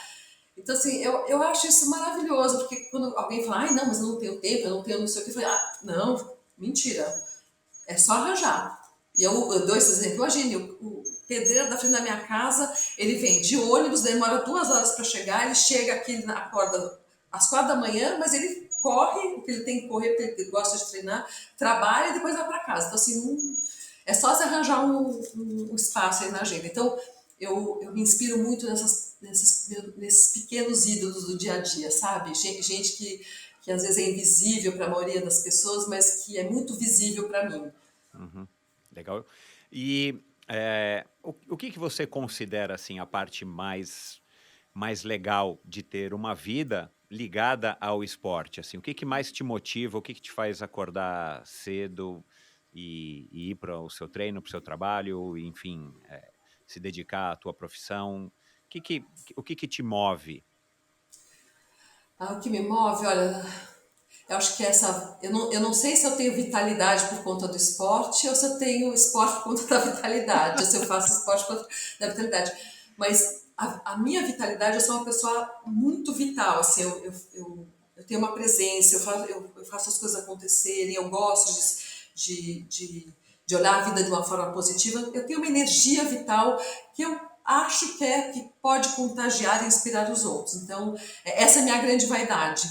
Então, quando alguém fala, mas você faz esporte porque para você ficar bonita, para você emagrecer, eu falo, não, isso é consequência do esporte. Mas, na verdade, bem na verdade mesmo, a minha vaidade mora na minha vitalidade. E que pode ser preocupante e às vezes preocupante, né? Agora que eu fiquei machucada, eu falei, nossa, eu não estou conseguindo fazer nada. Me deu um pouco de angústia, porque eu falei, putz, vou perder o meu melhor atributo, que é essa vitalidade, essa força de fazer as coisas. Mas eu consegui me reestruturar, arranjei um outro caminho, fui andar, fui nadar para manter a minha vitalidade onde eu gosto. Então, eu acho que o que me motiva é isso, é manter a minha vitalidade, me manter atualizada fisicamente, emocionalmente e conectada com o mais novo, porque você está no ambiente esportivo, de alguma forma você está conectada com o mais novo, né? Com novos atletas, com novas percepções, com novos papos. E, graças a Deus, eu tenho filhos e amigos de filhos que adoram vir aqui, né?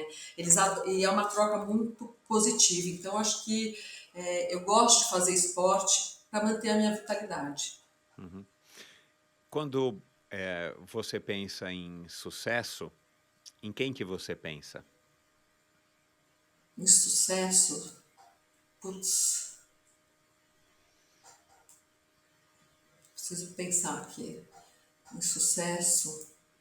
Sabe o que eu acho que eu tenho várias pessoas que eu posso trazer como exemplo. Mas, por exemplo, o Pelé é uma pessoa que eu sempre admirei. E ele nunca foi um grande sucesso no ambiente de negócios, né?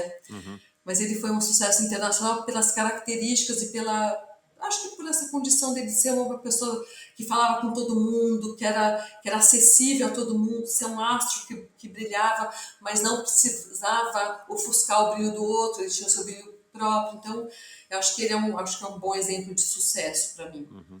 Sabe que eu faço essa pergunta para alguns convidados, eu mesmo eu não sei muito ao certo o que responder até há pouco tempo. Eu vi no Instagram, numa dessas reels, né, que fica aparecendo lá nas recomendações, um senhor, que eu não sei quem era, mas aparentemente era um senhor com uma cara assim boa, já tipo como se fosse um avô, e provavelmente era uma pessoa bem-sucedida do ponto de vista financeiro, pela imagem que tinha, e o entrevistador pergunta para ele, né, qual que é a sua definição de sucesso? E ele falou em inglês, eu não sei que senhor era esse, na hora eu não tive a curiosidade de procurar, mas eu vou ainda tentar achar, deve ter alguma coisa aí na internet que a gente acha. E ele falou que para ele a definição de sucesso era quando os filhos dele, que provavelmente já eram adultos, como os seus, gostavam e iam passar finais de semana espontaneamente na casa com ele, supostamente a esposa dele, porque ele cita isso, ele falou, eu conheço tanta gente que tem tantos bens, que é tão bem sucedido financeiramente, profissionalmente, e que não sabe dos filhos, que os filhos não se relacionam com os filhos, e eu acho que, para mim, o maior exemplo de sucesso é ter os meus filhos passando finais de semana, claro que não todos, mas passando os finais de semana comigo em casa, onde a gente passeia, onde a gente se comunica, onde a gente almoça, janta e conversa sobre a vida. Eu achei uma definição tão legal de sucesso. Eu concordo com ele.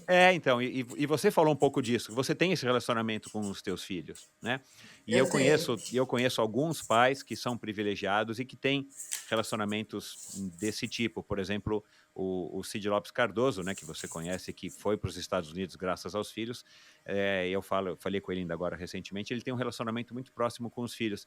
Eu acho que, à medida que a gente for envelhecendo, um pouquinho mais do que nós já estamos mais ou menos velhos, eu acho que isso vai ser cada vez mais importante para a gente, né? E depois os filhos, e os filhos trazem as noras, os genros, que trazem os netos. Então, assim, acho que isso também é uma coisa que vai dando uma energia para a gente e vai fazendo com que a gente envelheça próximo dos filhos e aprendendo com eles e passando os nossos ensinamentos e aproveitando essa troca que você acabou de citar, né? Que o esporte proporciona de uma maneira muito, talvez, natural, onde a gente consiga estar sempre perto de pessoas com mais energia do que a gente, que são normalmente os mais jovens, e a gente consiga, então, aproveitar dessa energia e ter uma troca legal, que é um círculo positivo, um círculo virtuoso, que talvez o esporte proporcione de uma maneira maior do que se a gente não praticasse ou se os nossos filhos não praticassem. Não, é isso mesmo, concordo 100%, é verdade. Isso é uma boa medida de sucesso. Tem toda a razão. Vou deixar aqui para minhas próximas respostas. Renata, para terminar, você mencionou, né, que a Rafaela vai fazer um meio Ironman. Você tem, acho que um sonho, você planeja ou sonha correr uma maratona com o Nicolas, que seria uma realização sua. Eu acho que lá no Gregário, foi em 2021 ou 2020 que você participou? Agora 2021, Putz, não lembro, eu acho. acho que 2022, não perdão. lembro. Mas você falou, acho que 21. você falou de Canal da Mancha, né? Eu que já gravei com tantos convidados aqui que atravessaram a Mancha, o Canal da Mancha. Me fala um pouco aí desses teus planos futuros, que você acredita que sejam factíveis ou que você tem vontade de lutar? Porque, ao mesmo tempo, e já fui criticado por isso, inclusive por uma sócia do Clube Pinheiros, que é ouvinte do Endorfina, que eu não deveria falar que eu sou velho, né? Eu tenho 53, um pouquinho menos do que você. Mas eu falo num sentido não negativo, né? Tem os negativos, uma dor no joelho, uma lesão aqui, uma lesão ali, mas eu não me acho velho, não me vejo como uma pessoa velha. E eu tenho recebido aqui no Endorfina pessoas de muito mais idade do que eu. Aliás, eu adoro receber pessoas bem mais velhas do que eu para falarem as suas experiências e a gente tentar, aí a gente na condição de mais novos, tentar aprender com essas experiências, né? Eu adoro ouvir essas pessoas. Mas, e você, assim, fala dessa tua ideia do Canal da Mancha, ou com Iron Man você nunca falou, né? Mas quem sabe, né? A gente tem o Roberto Azevedo, que é um super exemplo lá do clube, né? Campeão mundial, e já teve aqui também contando a história dele. Então, tem o outro lado da moeda que também tem me trazido muitas coisas boas, eu conversar com pessoas como a dona Nora Ronai, de 98 anos, que eu nunca tinha conversado com ninguém de 98 anos, e acho que poucas pessoas têm esse privilégio, esse prazer, né? Porque não tem muitas pessoas de 98 anos por aí. Enfim, me fala aí dos anos para frente, como é que vai ser a Renata entrando nos 60, a Renata entrando nos 70, a Renata entrando nos 80, do ponto de vista da atividade física? Acho que é um desejo de continuar praticando todas as atividades físicas que eu puder, né? Aham. Tem uma expressão que eu adoro, eu sempre uso, que velhos são os outros. Conforme você vai ascendendo a sua cronologia, você sempre acha que velhos são os outros. Você chegou nos 50, agora não, velho e assim por diante. Então, eu ainda acho que velhos são os outros. E eu acho que quem pratica esporte é jovem por mais tempo, né? Então esquece a cronologia. Então, acho que talvez seja isso que a sua ouvinte do Clube Pinheiros A Márcia, falado. Uhum. Mas assim, eu adoraria fazer, eu gosto muito de nadar, gosto mesmo, e eu descobri que eu tenho uma facilidade para ficar mais tempo na água. Eu nado bastante tempo, assim, se você deixar eu nado, eu na piscina nado 4.000 feliz, Uhum. não fazendo treino, mas nadando. Uhum. Eu adoro ouvir o barulho da água, adoro. Então eu falei, quer saber, eu acho que talvez eu poderia me aventurar em algo que eu ainda não me aventurei, que é nadar, né, em mar aberto, e quem sabe treinar para depois dos 66 fazer uma travessia, talvez do Canal da Mancha, que é algo tão emblemático, né? E daí eu gosto de fazer, eu tenho a possibilidade, graças a Deus, de poder fazer essas provas emblemáticas, né? Então eu fiz o L'Etape do Tour ano retrasado, que é uma prova bastante emblemática do ciclismo.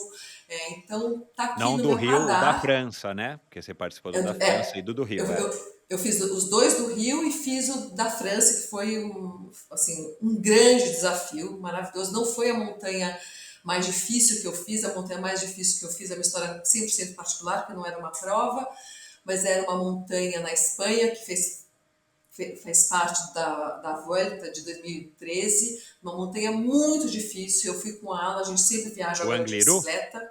Hã? O Não, Angliru? não foi o Angliru, chama Rasalanas. Uhum. Uma montanha muito difícil. Eu sempre viajo com ela, agora a gente só viaja levando as bicicletas ou fazendo alguma coisa relacionada à bicicleta. E a gente foi pedalar e demos nessa montanha. E quando chegou no meio da montanha, eu não estava com a minha bike, eu aluguei uma bike lá, era uma bike ótima, Isalco ótima, mas fora do meu bike fit, com as engrenagens bem duras. Eu cheguei no meio da montanha e falei, não vou conseguir fazer, é muito dura essa montanha. E daí voltei, falei, não vai dar, porque já tem neve, não vou conseguir fazer, vamos voltar. E eu não gosto de deixar desafio que eu sei que eu consigo fazer, que eu tenho potência, para trás. Eu falei, nós vamos fazer essa montanha de novo. Fui pro hotel, entrei na internet, vi tudo como era a montanha, vi as inclinações, onde era mais difícil, onde era mais fácil, não sei o quê. No dia seguinte eu falei, vamos de carro ver. Fomos de carro e falei, meu Deus do céu, realmente é bem difícil essa montanha. Mas nós vamos fazer. No dia seguinte pegamos a bike, fomos até a montanha, daí eu fui num ritmo bem tranquilo até a base da montanha. Falei, rezei um Pai Nosso, tomei um gel e falei pro Alan, eu te encontro lá em cima, eu não vou parar até a hora de chegar lá em cima, é dito e feito. assim, mas era uma montanha muito difícil, Michel, assim, era 7 quilômetros de, assim, a inclinação média acho que era 17%, era uma coisa, Nossa é uma senhora. loucura. O braço, né, tinha a faixinha, né? O próximo cotovelo tem 25%. Eu falo, não, Nossa senhora. era muito difícil, mas foi minhas maiores realizações. Eu cheguei no topo da montanha, eu falei, não estou acreditando que eu fiz isso. Não, incrível, foi incrível, incrível. Foi maravilhoso. Então, assim, voltando, é um pouco esses desafios que você acha que você pode fazer. Eu acho que eu conseguiria fazer um desafio mais radical, como uma travessia maior. Eu preciso me preparar. Então, essas provinhas que eu já comecei a fazer é um pouco, é o início dessa preparação, né? Para fazer um canal da Mancha, uma travessia maior.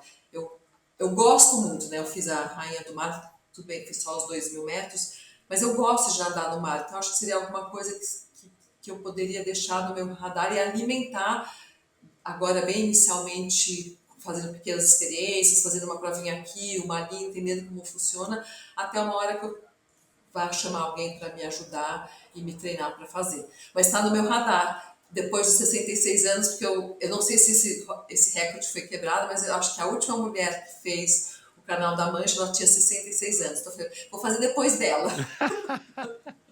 Você lembra do Edmundo Foschini, que treinava com a gente ali atrás na época? Um homem barbado, bem magrinho, que era um super nadador. Ele chegou a fazer triatlon uma época e ele nadava naquela época provas de 50, de 60, de 80 quilômetros, de 100 quilômetros. Você lembra dele?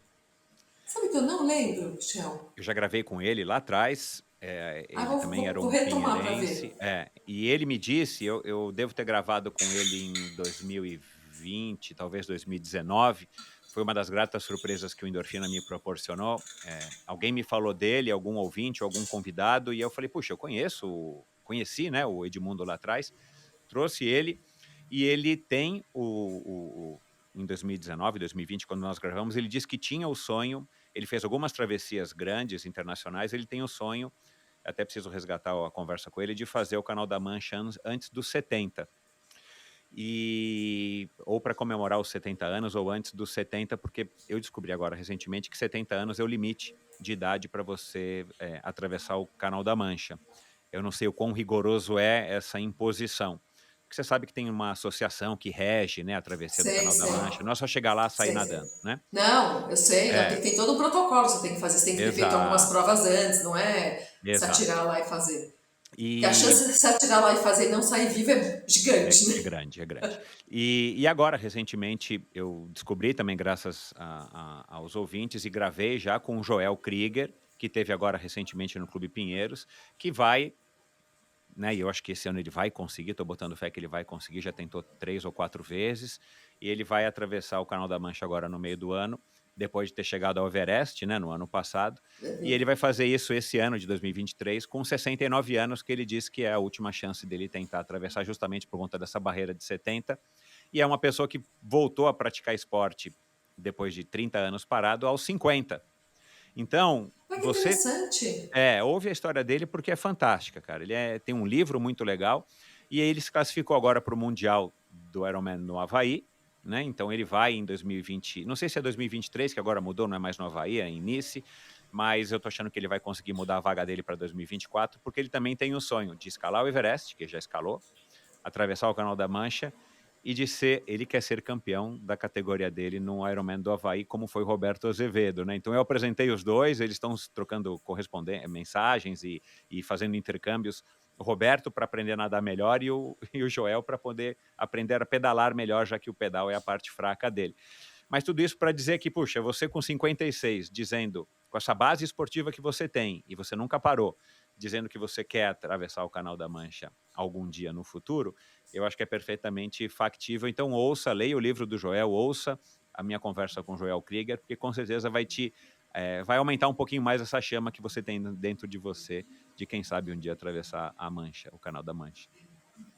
Tomara que eu consiga. Está no meu radar. Vou ler, vou ouvir a sua entrevista no Endorfina com o Joel, para me inspirar.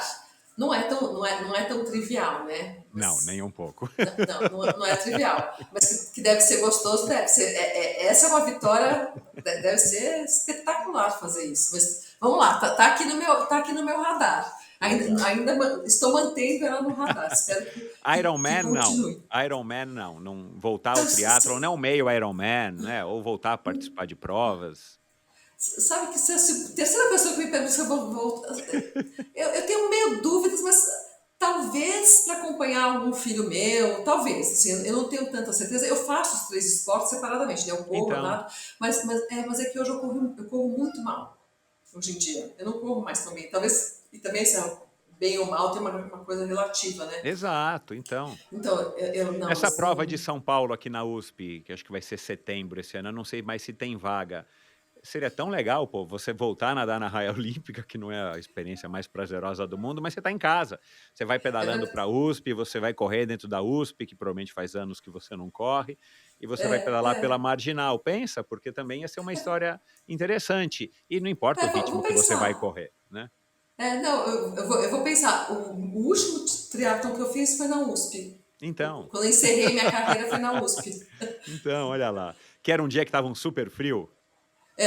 Não, foi um horror. Que todo mundo ficou congelado. Eu acho que aquela foto que tem do meu Insta, aquela foto eu acho que é desse triatlo, eu acho. Eu vou dar uma olhada depois, eu vou dar uma olhada. Legal. Renata, que bom, cara, adorei a conversa, que bom resgatar um pouco dessas memórias e ouvir, né, a sua perspectiva, a sua relação tão forte com o esporte.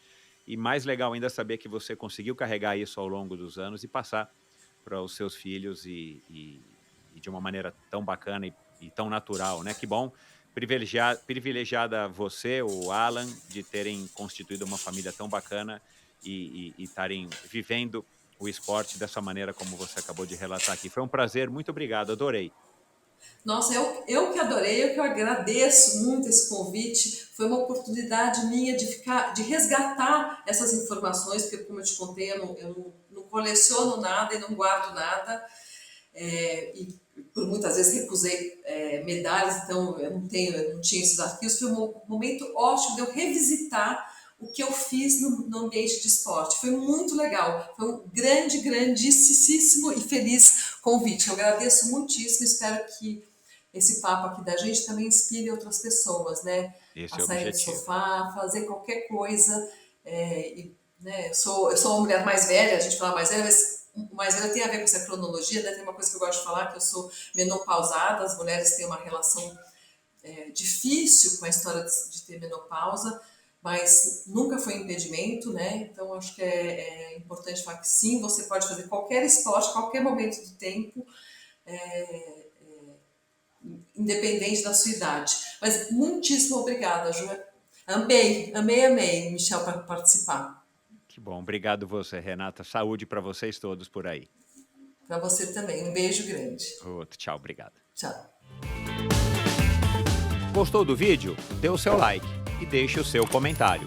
Não se esqueça de assinar esse canal e se você quiser ouvir a conversa na íntegra, procure pelo Endorfina na sua plataforma preferida de podcasts.